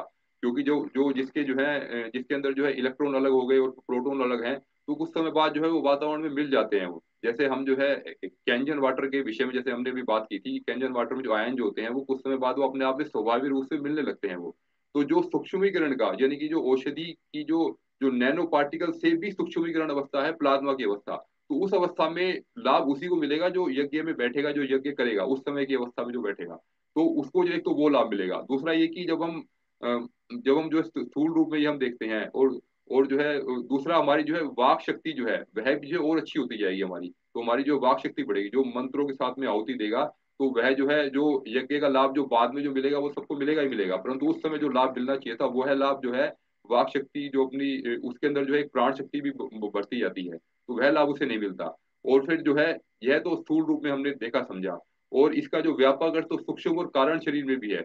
जब मंत्रों के साथ में पूर्ण रूप से भावनाओं को जोड़ करके जो है आहुति देते हैं, तो उस समय जो एक जो श्रद्धा भाव जो विकसित होता है, और अपना जो है सूक्ष्म शरीर और कारण शरीर भी जो हमारा जो परिष्कृत होता है, तो यह लाभ जो है हमें जो है यज्ञ करने समय ही मिलते हैं, हमें बाद में इसका लाभ हमें नहीं मिल पाता हमें। बाद में इसका सीमित लाभ जो है नैनो पार्टिकल के रूप में मिलेगा। तो ठीक है, तो इसमें हम देखते हैं कि देखिए ये जो है सॉलिड से लिक्विड जाती है, और फिर देखिए ये जो मेल्ट होकर के लिक्विड बनता है, फिर वेपोराइजेशन गैस बनता है, फिर आयोनाइजेशन होता है, फिर प्लाज्मा स्टेट आती है। और फिर ऐसे ही जो है प्लाज्मा से गैस जब बनती है तो डी आयोनाइजेशन, इसमें जो है बहुत ही कम समय लगता है। तो कहीं कहीं पर जो है इसका जो समय जो है कुछ मिनटों तक ही होता है कुछ वो। तो और इसी प्रकार हम देखें कि जब गैस का जब वो कंडेंस हो जाती है, जैसे बादल ऊपर उठते हैं, तो वो लिक्विड के रूप में वर्षा के रूप में बरस जाते हैं, और फ्रीज होकर के उसका आइस बन जाता है उसका। तो इधर हम देखते हैं कि इधर से हीटिंग से हम इस तरफ जा रहे हैं, और कूलिंग से हम जो है वापस जो है हम प्लाज्मा स्टेट से हम सॉलिड की अवस्था में आ रहे हैं, तो इधर डेंसिटी बढ़ती जा रही है हमारी। और देखिए एक जो ये डायग्राम जो सबसे अच्छा समझने के लिए है, इसमें हम देख सकते हैं कि हमें जो देखिए सॉलिड, लिक्विड और गैस जो है, यह तीनों अवस्थाएं तो आपस में इस प्रकार जुड़ी हुई हैं। और एक अवस्था आती है सॉलिड से सीधा गैस बन जाना, जिसको हम कहते हैं सब्लिमेशन। सब्लिमेशन का जो ये प्रोसेस होता है कि सॉलिड से लिक्विड आता ही नहीं, वो सीधा गैस बन जाता है वो। और जब भी प्लाज्मा की अवस्था में जब भी कोई भी मैटर हमारा आएगा, तो उसको पहले जो है गैस अवस्था में आना अनिवार्य है, गैस अवस्था में आने के बाद ही वो प्लाज्मा अवस्था में आएगा। और हमें अगर लाभ लेना है तो प्लाज्मा का जो लाभ जो है हम कुछ सीमित समय के लिए ले पाएंगे। तो हमें जो जब भी आयनाइजेशन हो गया किसी भी पदार्थ का, तो हमें उसी समय ही उसका लाभ हमें ले लेना चाहिए हमें। तो यह एक चार्ट जो है यह समझने के लिए है कि अब इसके बाद आकाश तत्व की जब शुद्धि जब आती है, तो इसमें जो है हम देखते हैं कि सबसे जो सूक्ष्म तत्व जो है यह आकाश तत्व है। और इसके जो है इसके माध्यमों से जो है इसकी जो तन्मात्रा जो है वो शब्द है। तो जो तन्मात्रा शब्द है, तो हम इसके माध्यम से आकाश तत्व को जो है अपने भीतर प्योरीफाई करते हैं हम। और इसकी जो है जब विकृत होता है आकाश तत्व, तो हमारे सबसे पहले हमें जो है मानसिक रोग हमें होने लगते हैं, और हमारी भावनाएं भी हमारे विकृत होने लगती हैं हमारी। मुख्य रूप से जो है यह आकाश तत्व का जो परिष्कार जो है यह हम जो है चारों वाणियों के माध्यम से हम करते हैं, परा, पशंती, मध्यमा, बैकरी। तो ये चारों वाणियां जो है यही वास्तव में जो है तरंग के रूप में जो प्रभावित होती हैं। इनमें से जो परा वाणी जो है यह जो है आत्मा परमात्मा से संबंधित है, यानी कि आत्मा ही इसे जो है वह निकालती है, आत्मा ही सुनेगी इसे। आत्मा परमात्मा के बीच में जो संवाद जो हो रहा है वो इसी वाणी के माध्यम से होता है। जो पशंती वाणी है वह जो है मन से निकलती है, और मन ही इसे ग्रहण करता है। और इसी प्रकार जो है मध्यमा वाणी जो है या हाव भाव की वाणी जो है हमारी, हाव भाव के माध्यम से हम जो है काफी कुछ हम समझ जाते हैं। और बैकरी वाणी जो है जिसके माध्यम से हम बोल करके एक दूसरे को समझते हैं, जानते हैं। तो यह जो है हमारी बैकरी वाणी है। इनमें जो है जो जैसे जैसे वाणी जो है सूक्ष्म होती जाती है, उसका प्रभाव जो है उतना ही उसका जो प्रभाव जो है वो अधिक गहरा और बढ़ता जाता है उसका प्रभाव। और हमें जो है इन चारों वाणियों को ही हमें परिष्कृत करना होता है, हमें यही हमारे जो है जो हमारी जो आकाश तत्व का जो शुद्धिकरण जो होता है वो इन्हीं वाणियों के माध्यम से होता जाता है कि। और इसके अलावा आप देखिए हम जो है अगर हम तत्व शुद्धि का अगर हम विराट रूप अगर हम समझें, तो तत्व शुद्धि का जो विराट रूप जो है वो वास्तव में जो है हमारा जो पांचों कोशों का परिष्कार ही है। अगर हम जो है जैसे हमने सबसे पहले पहले जो हमने डायग्राम देखा था, तो हम ये देखते हैं कि जब हम आकाश तत्व के शुद्धिकरण की बात जब हम करते हैं, तो आकाश तत्व से ऊपर भी जो जो आत्मिकी का क्षेत्र जो है, यहाँ पर जो है हमारा जो मन, बुद्धि, प्राण, आत्मा, परमात्मा। तो हमें तो अपने चेतना को उस स्तर तक हमें परिष्कृत करना है, उस स्तर तक हमें शुद्ध करना है अपनी चेतना को। तो हमें स्थूल तत्व को शुद्ध नहीं करना, हमें जो है सूक्ष्म तत्व को भी, और सूक्ष्म तत्व तक जाते जाते उसको शुद्ध करना है। तो उसका जो एक जो विराट स्वरूप जो है वो वास्तव में जो है वो पंच कोशों का शुद्धिकरण ही है। तो हम जब अपने आप को जो है अपनी चेतना को उस तरह से परिष्कृत करते जाते हैं, तो वो परिष्कृत चेतना जो है जब वो इतनी परिष्कृत हो जाती है, तो वह पूरे पदार्थ जगत को अपने नियंत्रण में ले लेती है। तो और जब वो स्थिति जब आती है, तो हम जब इन पदार्थ जगत से ऊपर उठ जाते हैं, या हम ये कहेंगे हम संसार से हम ऊपर उठ जाते हैं। तो इस प्रकार हम देखें कि इसको जब भी हम समझे, तो इसको एक विराट व्यापक अर्थों में इसको हम लें। तो तत्व शुद्धि के संबंध में ही अभी अभी हम अपनी वाणी को यही विराम दूंगा। तो अभी हमें लगता है कि समय भी हो गया है, तो कुछ प्रश्नोत्तरी को लिया जा सकता है कि। सभी को प्रणाम। जी भैया, धन्यवाद। बहुत ही व्यापक रूप में आपने इसको प्रस्तुत किया है। और काफ़ी रिसर्च किया आपने इसके बारे में, इसके लिए बहुत बहुत आभार। ये निश्चित हम सभी के लिए उपयोगी रहेगी। मेरा निवेदन है बाकी सब भाई बहनों से कि अब हम लोग प्रश्नोत्तरी वाले सेशन में आ सकते हैं। जी चंदन जी।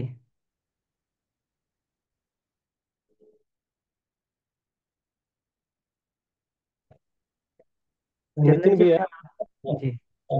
नितिन भैया, ये बात रोग जो है ये गैस से रिलेटेड है ना, तो इसके लिए थोड़ा प्रकाश डालें, हम लोग उससे पीड़ित हैं और योगा प्राणायाम तो कर रहे हैं, थोड़ा और बता दीजिए जिससे कि और ज्यादा करें।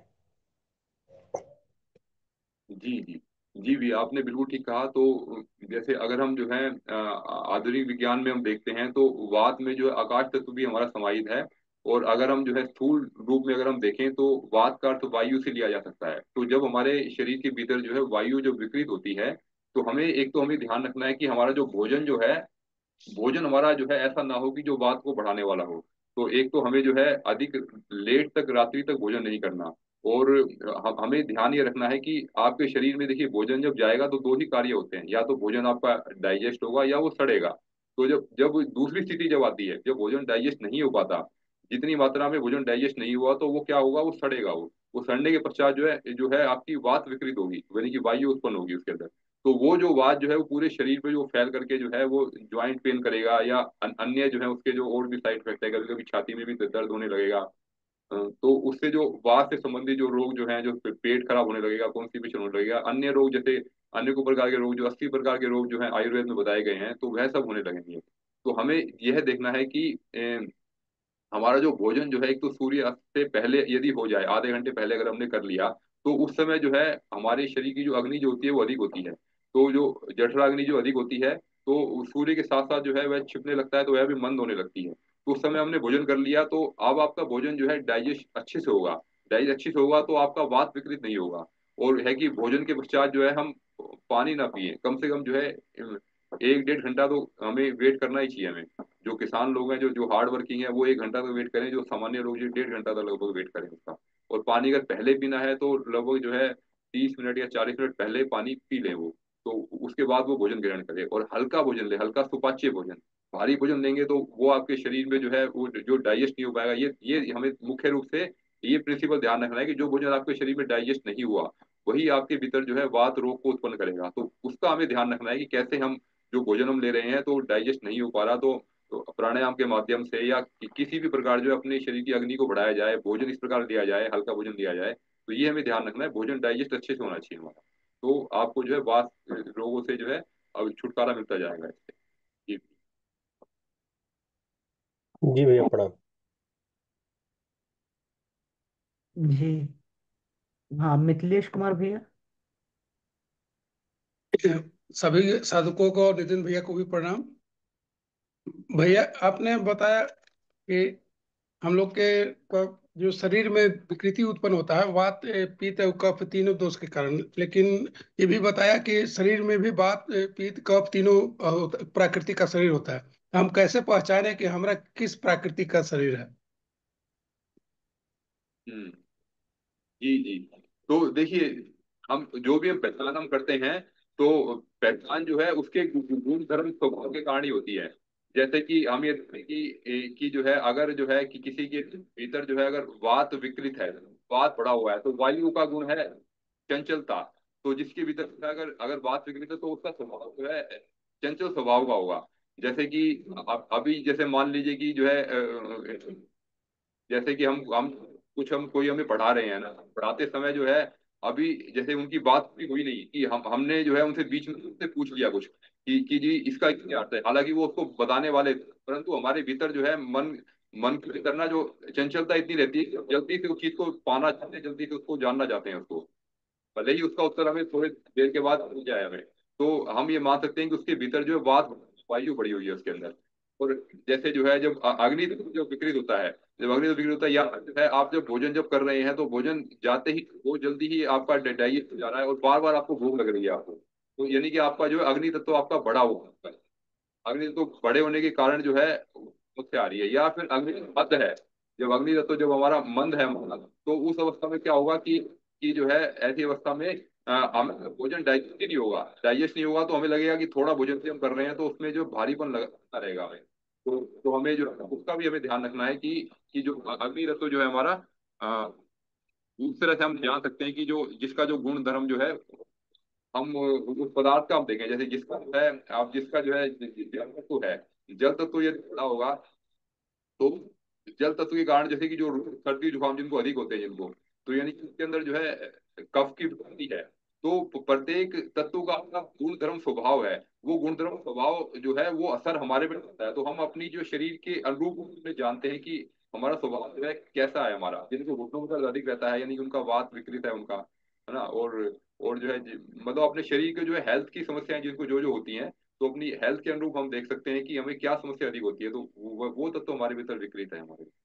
जी भैया। भैया भैया हमको ज्यादा फंगल होता है, तो कौन सा तत्व विकृत हो सकता है मेरा?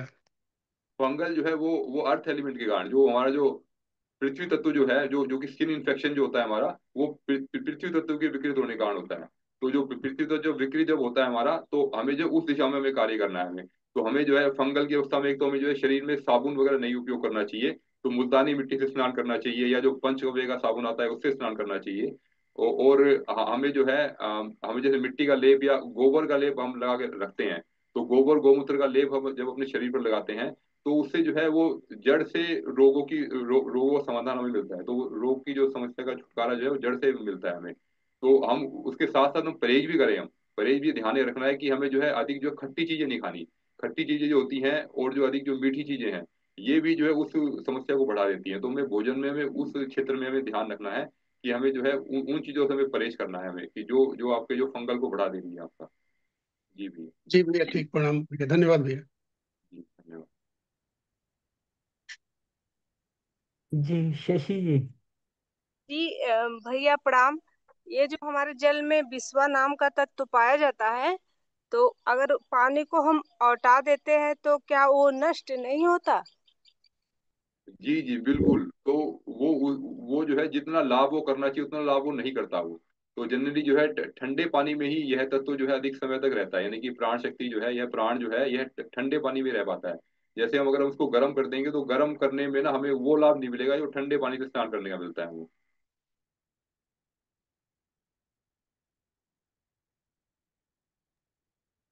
जी हाँ, कालीचरण भारद्वाज जी।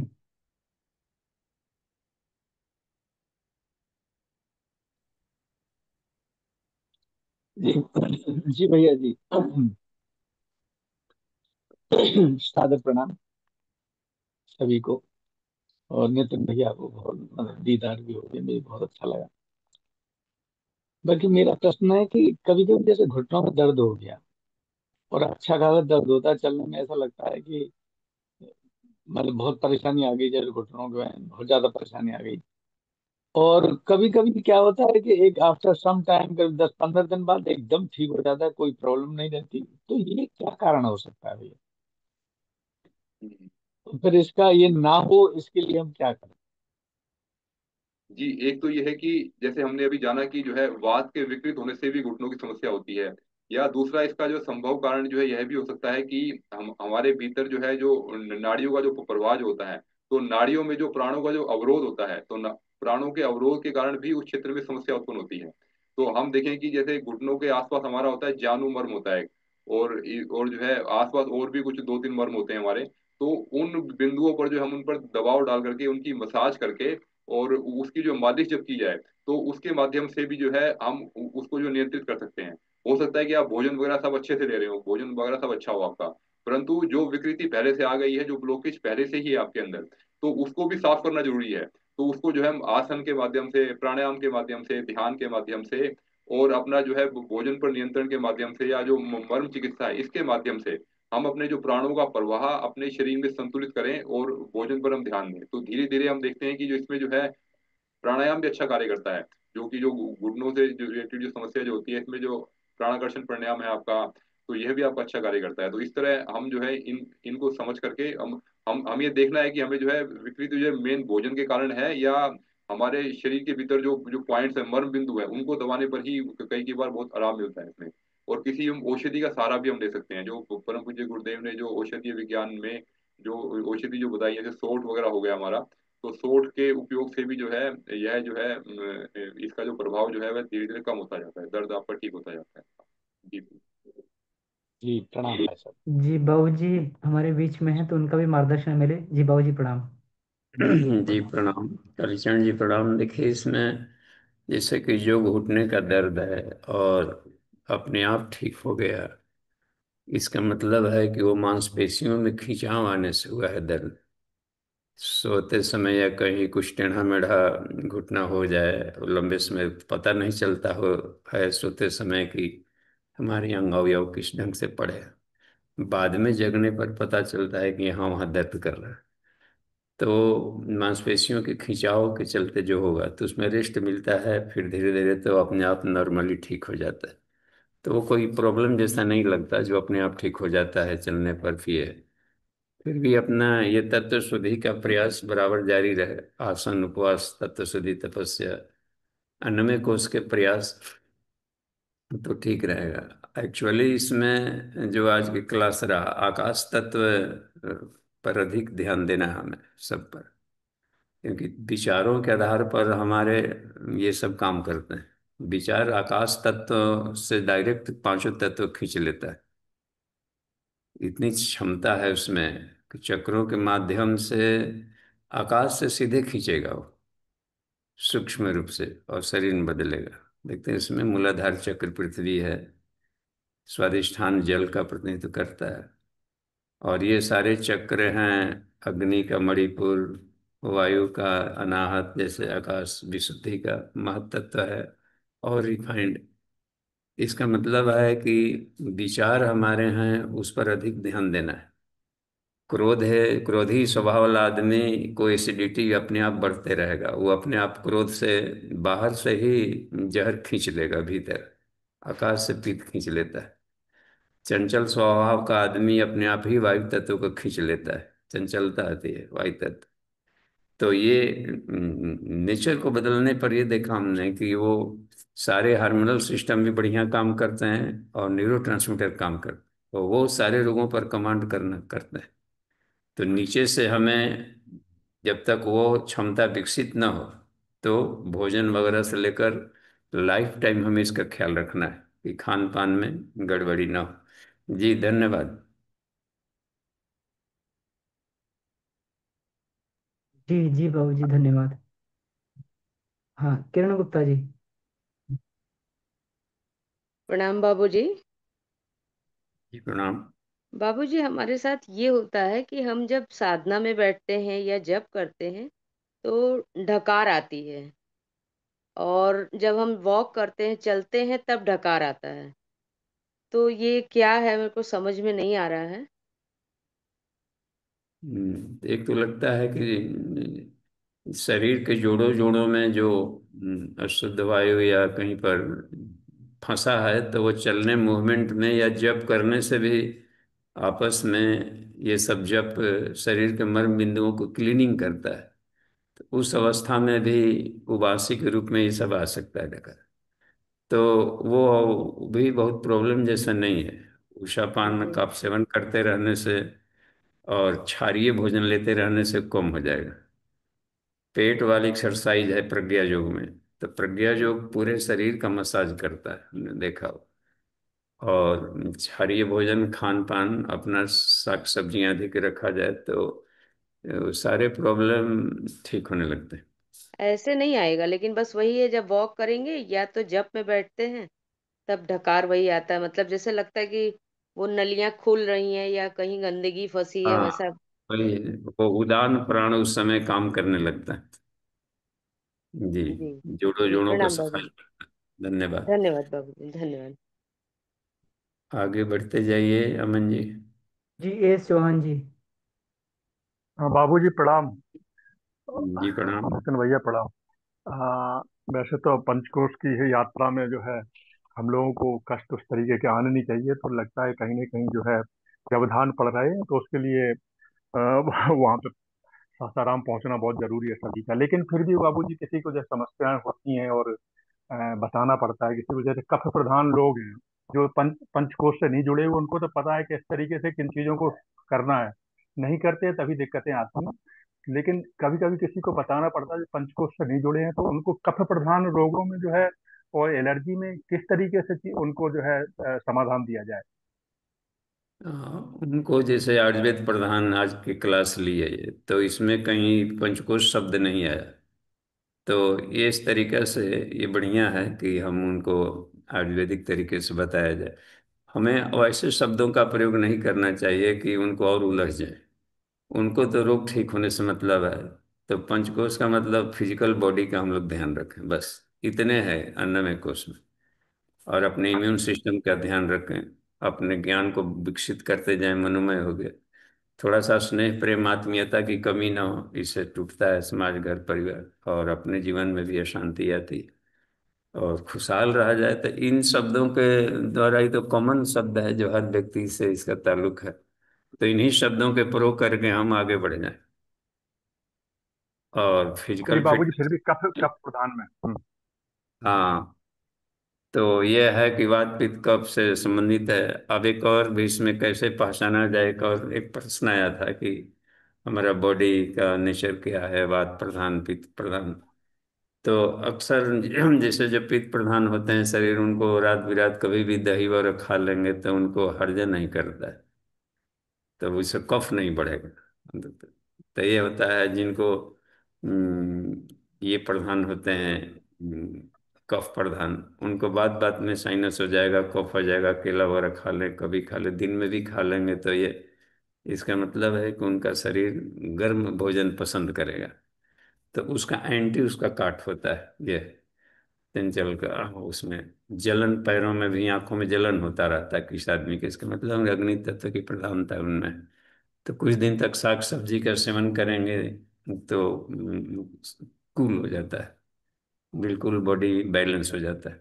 तो उसका भीतर बाद में प्रतिपक्ष भावना, तो उसका कंट्रोल करने वाला चीज खा ले, एंटी वाला, तो बैलेंस हो जाएगा। हमें नॉर्मल रहना है, बैलेंस रहना है, किसी तत्व की अधिकता नहीं जी चाहिए। हम्म। जी बाबूजी, धन्यवाद। ये ठीक है। जी, तो चैट में कुछ प्रश्न है बाबूजी। वीरेंद्र प्रसाद जी, यादव जी का प्रश्न है। प्रणाम भाई साहब, बहुत अच्छी प्रस्तुति, धन्यवाद। दैनिक जीवन में तत्व शुद्धि का सहज एवं सरल तरीका क्या है? जी नितिन जी। जी, दैनिक जीवन में हमें जैसे पांचों तत्वों को अपने अपने भीतर शुद्ध रखना है। तो हमें जो है हमें सभी का ही ध्यान रखना पड़ेगा। जैसे एक एक अभी मैंने चार्ट में एक वो चीज डिस्कस की थी कि वात पित्त कफ की जो स्थिति जो है हमारे शरीर की क्या है, हमारे भोजन की क्या है, हमारे वातावरण की क्या है स्थिति वो, और फिर जो है जिस स्थान पे हम रहते हैं उसकी वात पित्त कफ की स्थिति क्या है, हम किस समय भोजन ग्रहण कर रहे हैं। तो हमें जो है अपने सबसे पहले महत्वपूर्ण तो अपना शरीर है कि हमें अपने शरीर के अनुरूप हमें चयन करना है कि किस प्रकार का भोजन हमें कब ग्रहण करना है हमें। जैसा अभी अभी हमें आदरणीय बाबूजी ने बताया कि जो कुछ लोग दही रात को भी ले लेते हैं तो उन्हें दिक्कत नहीं होती, जबकि सामान्य अवस्था में जो है इसे लेने से मना किया जाता है। आयुर्वेद में तो कहा जाता है कि भी आप दोपहर में ले लीजिए, रात्रि को मत लीजिए। तो हमें अपने शरीर के अनुरूप जो है हमें ये यह देखना होता है कि जो है किस समय जो है, और हमें अब अपने भीतर ये देखिए कि अभी हमारे स्वास्थ्य से संबंधित समस्या जो है क्या अधिक है हमें।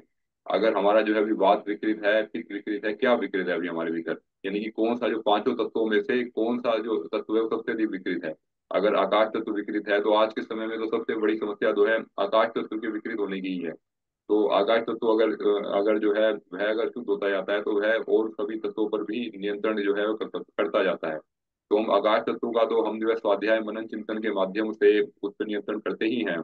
और साथ साथ जो है फिर भी दैनिक जीवन में शरीर से जुड़ी और समस्याएं भी हमारे भीतर ना हो, तो इसके लिए जो है हम अपने भोजन का विशेष रूप से चयन करना है कि हमें भोजन भी किस प्रकार का भोजन हम ले रहे हैं। तो भोजन का और अपने शरीर का जो है ये दो चीजें महत्वपूर्ण है। इनके आधार पर हम देखें कि हम जो है इनका जो कॉम्बिनेशन हम जब लेते हैं तो इसके माध्यम से हम पूरे दिन भर में अपने आप को नियंत्रित कर सकते हैं। जी। इसमें भी हाँ नितिन जी, जैसे कि मान लीजिए आचार्य जी क्या है कि डेली रूटीन में हम पांचों तत्वों का इस्तेमाल कैसे करें। तो कभी कभी से मान लें कि खुले घास वाले कोई फील्ड मिल गया, तो वहाँ पर खुले नंगे पैर तलवा ताकि चलता रहे, तो खुले पैर से हमें जमीन पर चलना टहलना चाहिए। इसलिए मंदिर वगैरह के प्रांगण में कहा जाए दूर चप्पल रखें, तो इसका उद्देश्य ये भी रहता है कि वहाँ पर जो आध्यात्मिक ऊर्जा जमीन में घुली हुई है वो पैरों के माध्यम से शरीर में जाए, उसका लाभ मिलता है सब। साथ ही साथ पृथ्वी तत्व, रात दिन बराबर चप्पल पहने रहना, घर में भी पहने रहना, तो अर्थिंग मिल नहीं रहा है कहीं पर से इसमें। तो वो भी बहुत जरूरी होता है कि शरीर को जहाँ पर ये मिले कि शुद्ध है, मिट्टी है बोला। और जो भी ठोस हम लोग खाते हैं, चावल रोटी से लेकर साग सब्जी, वो देख लें बाजार से लाए हैं तो उसमें सड़ा गला कना, इस सब को निकाल दें तो उसको शुद्ध हो गया, गर्म पानी से थोड़ा धो लिया। तो शुद्धिकरण, अतो न्याय कुर्यात चामलम सत्क्रियाधिक है, सात्विक क्रियाओं से उसको शुद्ध करके लिया जाए। तो ये उसका वैदिक आदेश है इसमें। जी ठीक है। बाकी तो अपना सूर्य का रोशनी का लाभ लिया जाए तो अग्नि तत्व हो जाता है। प्राणायाम हमें मान लें कि घर पर नहीं कर पाते, तेज तेज चलने से भी प्राणायाम हो जाता है। मॉर्निंग वॉक भी प्राणायाम का काम करता है, डीप ब्रीदिंग का। या कहीं गार्डन में बंधक है तो वहाँ पर डीप ब्रीदिंग कुछ कर लिया जाए। और खेलने कूदने दौड़ने से भी हो जाता है टहलना। या लंबा लंबा 50 राउंड गहरा ब्रीदिंग कर लिया जाए तो दिन भर के लिए काम कर जाता है फेफड़ा, कि दिन भर ठीक रहेगा। तो ये है सब। जी ठीक है, धन्यवाद, आगे बढ़िए। जी बाबू जी, उज्जवल जी का प्रश्न है। भैया प्रणाम, दही में कौन सा महाभूत होता है, कृपया स्पष्ट करें। जी नितिन जी। जी, दही दही में देखिए, दही में जो है जैसे उसका स्वभाव थोड़ा खट्टा होता है, तो उसको हम जो है उसमें जो है वायु तत्व उसमें अधिक होता है। और वैसे उसमें जो है वायु और अग्नि का कॉम्बिनेशन हम मान सकते हैं कि जो है उसमें जो है आपका जो है अग्नि तत्व का भी कुछ अंश होगा, पर जो डोमिनेंट रहेगा वो वायु तत्व उसमें डोमिनेंट रहेगा। जी। हम्म। चूंकि लगता है कि उसमें दही में घी भी मिला रहता है और घी अग्नि है, तो इसलिए उसका एक मिश्रित स्वरूप होना चाहिए। और जी। दूध का छाछ का भी उसमें स्वरूप मिला हुआ है। खट्टा जाने से बैक्टीरिया उसमें आ गए, थोड़ा सा खट्टा होते जाएगा तो उसमें देखिए वायु तत्व बढ़ते जाएगा। और ये है करने का, तो वायु अग्नि का मिश्रित स्वरूप होना चाहिए। और जी। ठीक है। जी, जी एक जैसे और होता है, जैसे एक एक तत्व रह गया मक्खन। तो मक्खन में जो है जल और अग्नि दोनों विद्यमान है। तो जैसे हम जो मक्खन को जब हम गर्म करते हैं तो वो घी बन जाता है, यानी कि उसमें जल जल उड़ जाता है आपका। तो मक्खन जो है वो छोटे बच्चों के लिए विशेष लाभदायक होता है। तो जो है जिन बच्चों की इम्यूनिटी हमें बढ़ानी है, तो देसी गाय का जो मक्खन जो होता है वह उसमें विशेष लाभ, मतलब जो जल और अग्नि जो है दोनों तत्वों को संतुलित करता है वो उसके अंदर। जी। ठीक है, धन्यवाद। आशा जी राजपूत जी। जी बाबू जी प्रणाम, सभी साथियों को प्रणाम। बहुत बहुत धन्यवाद नितिन जी को, ये बहुत अच्छे प्रस्तुत किए। मेरी जिज्ञासा है बाबू जी, इन्होंने अभी बताया कैंजन वाटर के बारे में जो आपके यहाँ लगा हुआ है, तो हम्म। उसको कहाँ से कैसे मिलता है उसके बारे में थोड़ा डिटेल सुने। एक कंजेंट प्लांट तो कि महंगा होता है यह मशीन, तो फिल्ट्रेशन का इसको उसमें देने के लिए भी आरओ को उसमें दिया जाता है कि उसको शुद्ध वाटर के बाद आयोनाइजेशन करता है। और ताज़ा लिया जाए तो ग्लेशियर जैसा लाभ दे देता है एक ही बार में।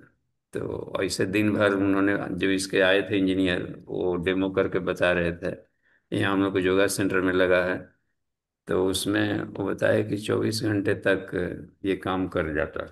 फिर धीरे धीरे इसका आयनाइजेशन प्रक्रिया कम होती जाएगी, क्योंकि आपस में आयन है तो मिल करके फिर सामान्य रूप में आएंगे ही आएंगे। तो तो वो बहुत लोग आकर के यहाँ पर योगा में जो आते हैं तो वो डायरेक्ट उसका लाभ ले लेते हैं। तो ये मिलता है हॉस्पिटल वगैरह में भी, लोग रखे जाने लगे। जापान के तो हर घर में लोग रखते हैं इसका। तो ऐसे महंगा होने के चलते हॉस्पिटल वगैरह में या कहीं बड़े बड़े ऑफिसेज में रखा जाता होगा, इसलिए इसको डेली ड्यूटी जाने वाले खरीदते हैं। भर दिन अपना ऑफिस में रहे पिए फिर आए। एसिडिटी पर इतना जल्दी कंट्रोल करता है यहाँ पर। सब लोगों का अपना रिपोर्ट है कि एसिडिटी वालों के लिए तो तुरंत 9:30 का ले लेते हैं तो 2 एक दिन में ही काफ़ी अंतर पड़ जाता है। ये ठीक है, तो उसके लिए अब घर पर भी बिठाया जा सकता है, लेकिन महंगा पड़ता है ये। जी। बाबू जी उसके बारे में थोड़ा सा, वो कहाँ से मिलेगा तो उसको डिटेल थोड़ा। हाँ, तो यहाँ विमलेश जी से बातचीत करिए, ये उसके हैं। ये कोई उपाय बता देंगे जहाँ से बैठाए थे ये। ठीक है बाबू। हाँ, इनके पास सबका नंबर है और इन्हीं के मित्र लोग आए थे बिठाने। ठीक है बाबू जी, धन्यवाद। हाँ ठीक है। एक और भी आचार्य जी का जो था प्रश्न इसमें नितिन जी, कि वो नॉर्मल में, तो जिनके यहाँ कौंजिन वर्ण नहीं है सब नहीं, तब गुरुदेव लिखे हैं शाम इधर शोधक उपवास में पानी को खौला दिया जाए। जिंदल जी से कहाँ कहाँ हम लोग आरओ वाटर खरीदते चले, और गरीब आदमी कहाँ बोतल का पानी खरीदे। तो इसमें है कि पानी को बॉइल्ड कर दें तसला में और उसको रख दें तो हार्डनेस नीचे बैठ जाता है। उसके बाद निथार लीजिए ऊपर ऊपर और दिन भर पीते रहे। कहा कि बहुत ही वो निरोग है, ठीक। और एक बारगी में भी शिवा विद्युत समाप्त नहीं हो जाता है। वो क्या करता है कि पानी में बिजली को सोखने की क्षमता है, वो बराबर एब्जॉर्ब करते रहता है। कैसे बिजली तालाबों में या कहीं से भी हो पानी का, तो वाष्प बन के गया है, डिस्टिल आया है, लेकिन ऊपर से फिर वो अपना अपने भीतर में घोल लिया है। समुद्र से पानी निकला तो भाप बन करके गया, तो वाष्पीकृत हुआ है तो खत्म नहीं है उसमें, और दिखते उसमें जा करके ऊपर से बिजली वगैरह फिर ले करके और भी औषधीय गुण ले करके आ जाता है। तो सिर्फ हार्डनेस कम करता है वो, जो उसमें भारी था टीडीएस वाला उसको केवल कम करेगा। तो बाकी फायदेमंद बना रहता है सब तत्व उसके, जो आसानी से उतना पर नहीं टूटते, वो बने रहते हैं एनिजन का। तो वो फायदा करेगा इसमें, बॉयल करके ठंडा लिया जाए फिर उसको पीते रहे। जी धन्यवाद जी। बाबू नितिन जी, जी। विश्वा जो आप जी हाँ आप विश्वा जो विद्युत जो है ये तापमान बढ़ने पर ही कम होती है ना वैसे तो, और वो कुछ अंश तो रहता ही है उसका तापमान बढ़ने के बाद तो। बिजली करंट इलेक्ट्रिसिटी को कैरी करता है बिजली। ऐसे भी जैसे मान लें कि आपने मंत्र बोला तो पानी पढ़ करके भी दिया जाता है। तो आप अनाम क्या उंगली जैसे घोले और गायत्री मंत्र पढ़ रहे हैं तो आपके विचार भाव सब पानी में घुल जाएंगे और वो उस रोगों को हटा देगा। तो अभिमंत्रित करने का मतलब होता है कि आपके विचारों भावनाओं को भी सोख रहा है। तो बहुत सूक्ष्म होता है। बिजली अपने आप में एक ऐसा पानी है जो कि ईश्वर ने अद्भुत चीज धरती पर बना दिया है, सबका जीवन। ये कोई भी तत्वों से मेल नहीं खाता ये, इसके सारे गुण अजूबे टाइप के हैं। अब देखिए इसमें ऑक्सीजन भी है, हाइड्रोजन भी है, दोनों ज्वलनशील है, देखते हैं प्राण कैरी करता है, और दोनों को मिलाकर कुल नेचर का बना दिए। ये संभव ही नहीं है इतना। आपके आज के आप क्लास के लिए बहुत बहुत धन्यवाद। आपने बहुत अच्छा रिसर्च किया है। ये रिसर्च स्कॉलर्स की टीम है पूरा का पूरा। हर कोई अपने अपने प्रैक्टिकल करें, रिसर्च करें, अपने विषय में गहराई लें तो आने वाले कक्षाओं में और गहराई मिलती जाएगी। धन्यवाद नितिन जी, अमन जी। शांति पाठ किया जा सकता है। जी बाबू जी धन्यवाद, जी नितिन भैया को धन्यवाद। ठीक है, धन्यवाद। आइए शांति पाठ करते हैं। ओ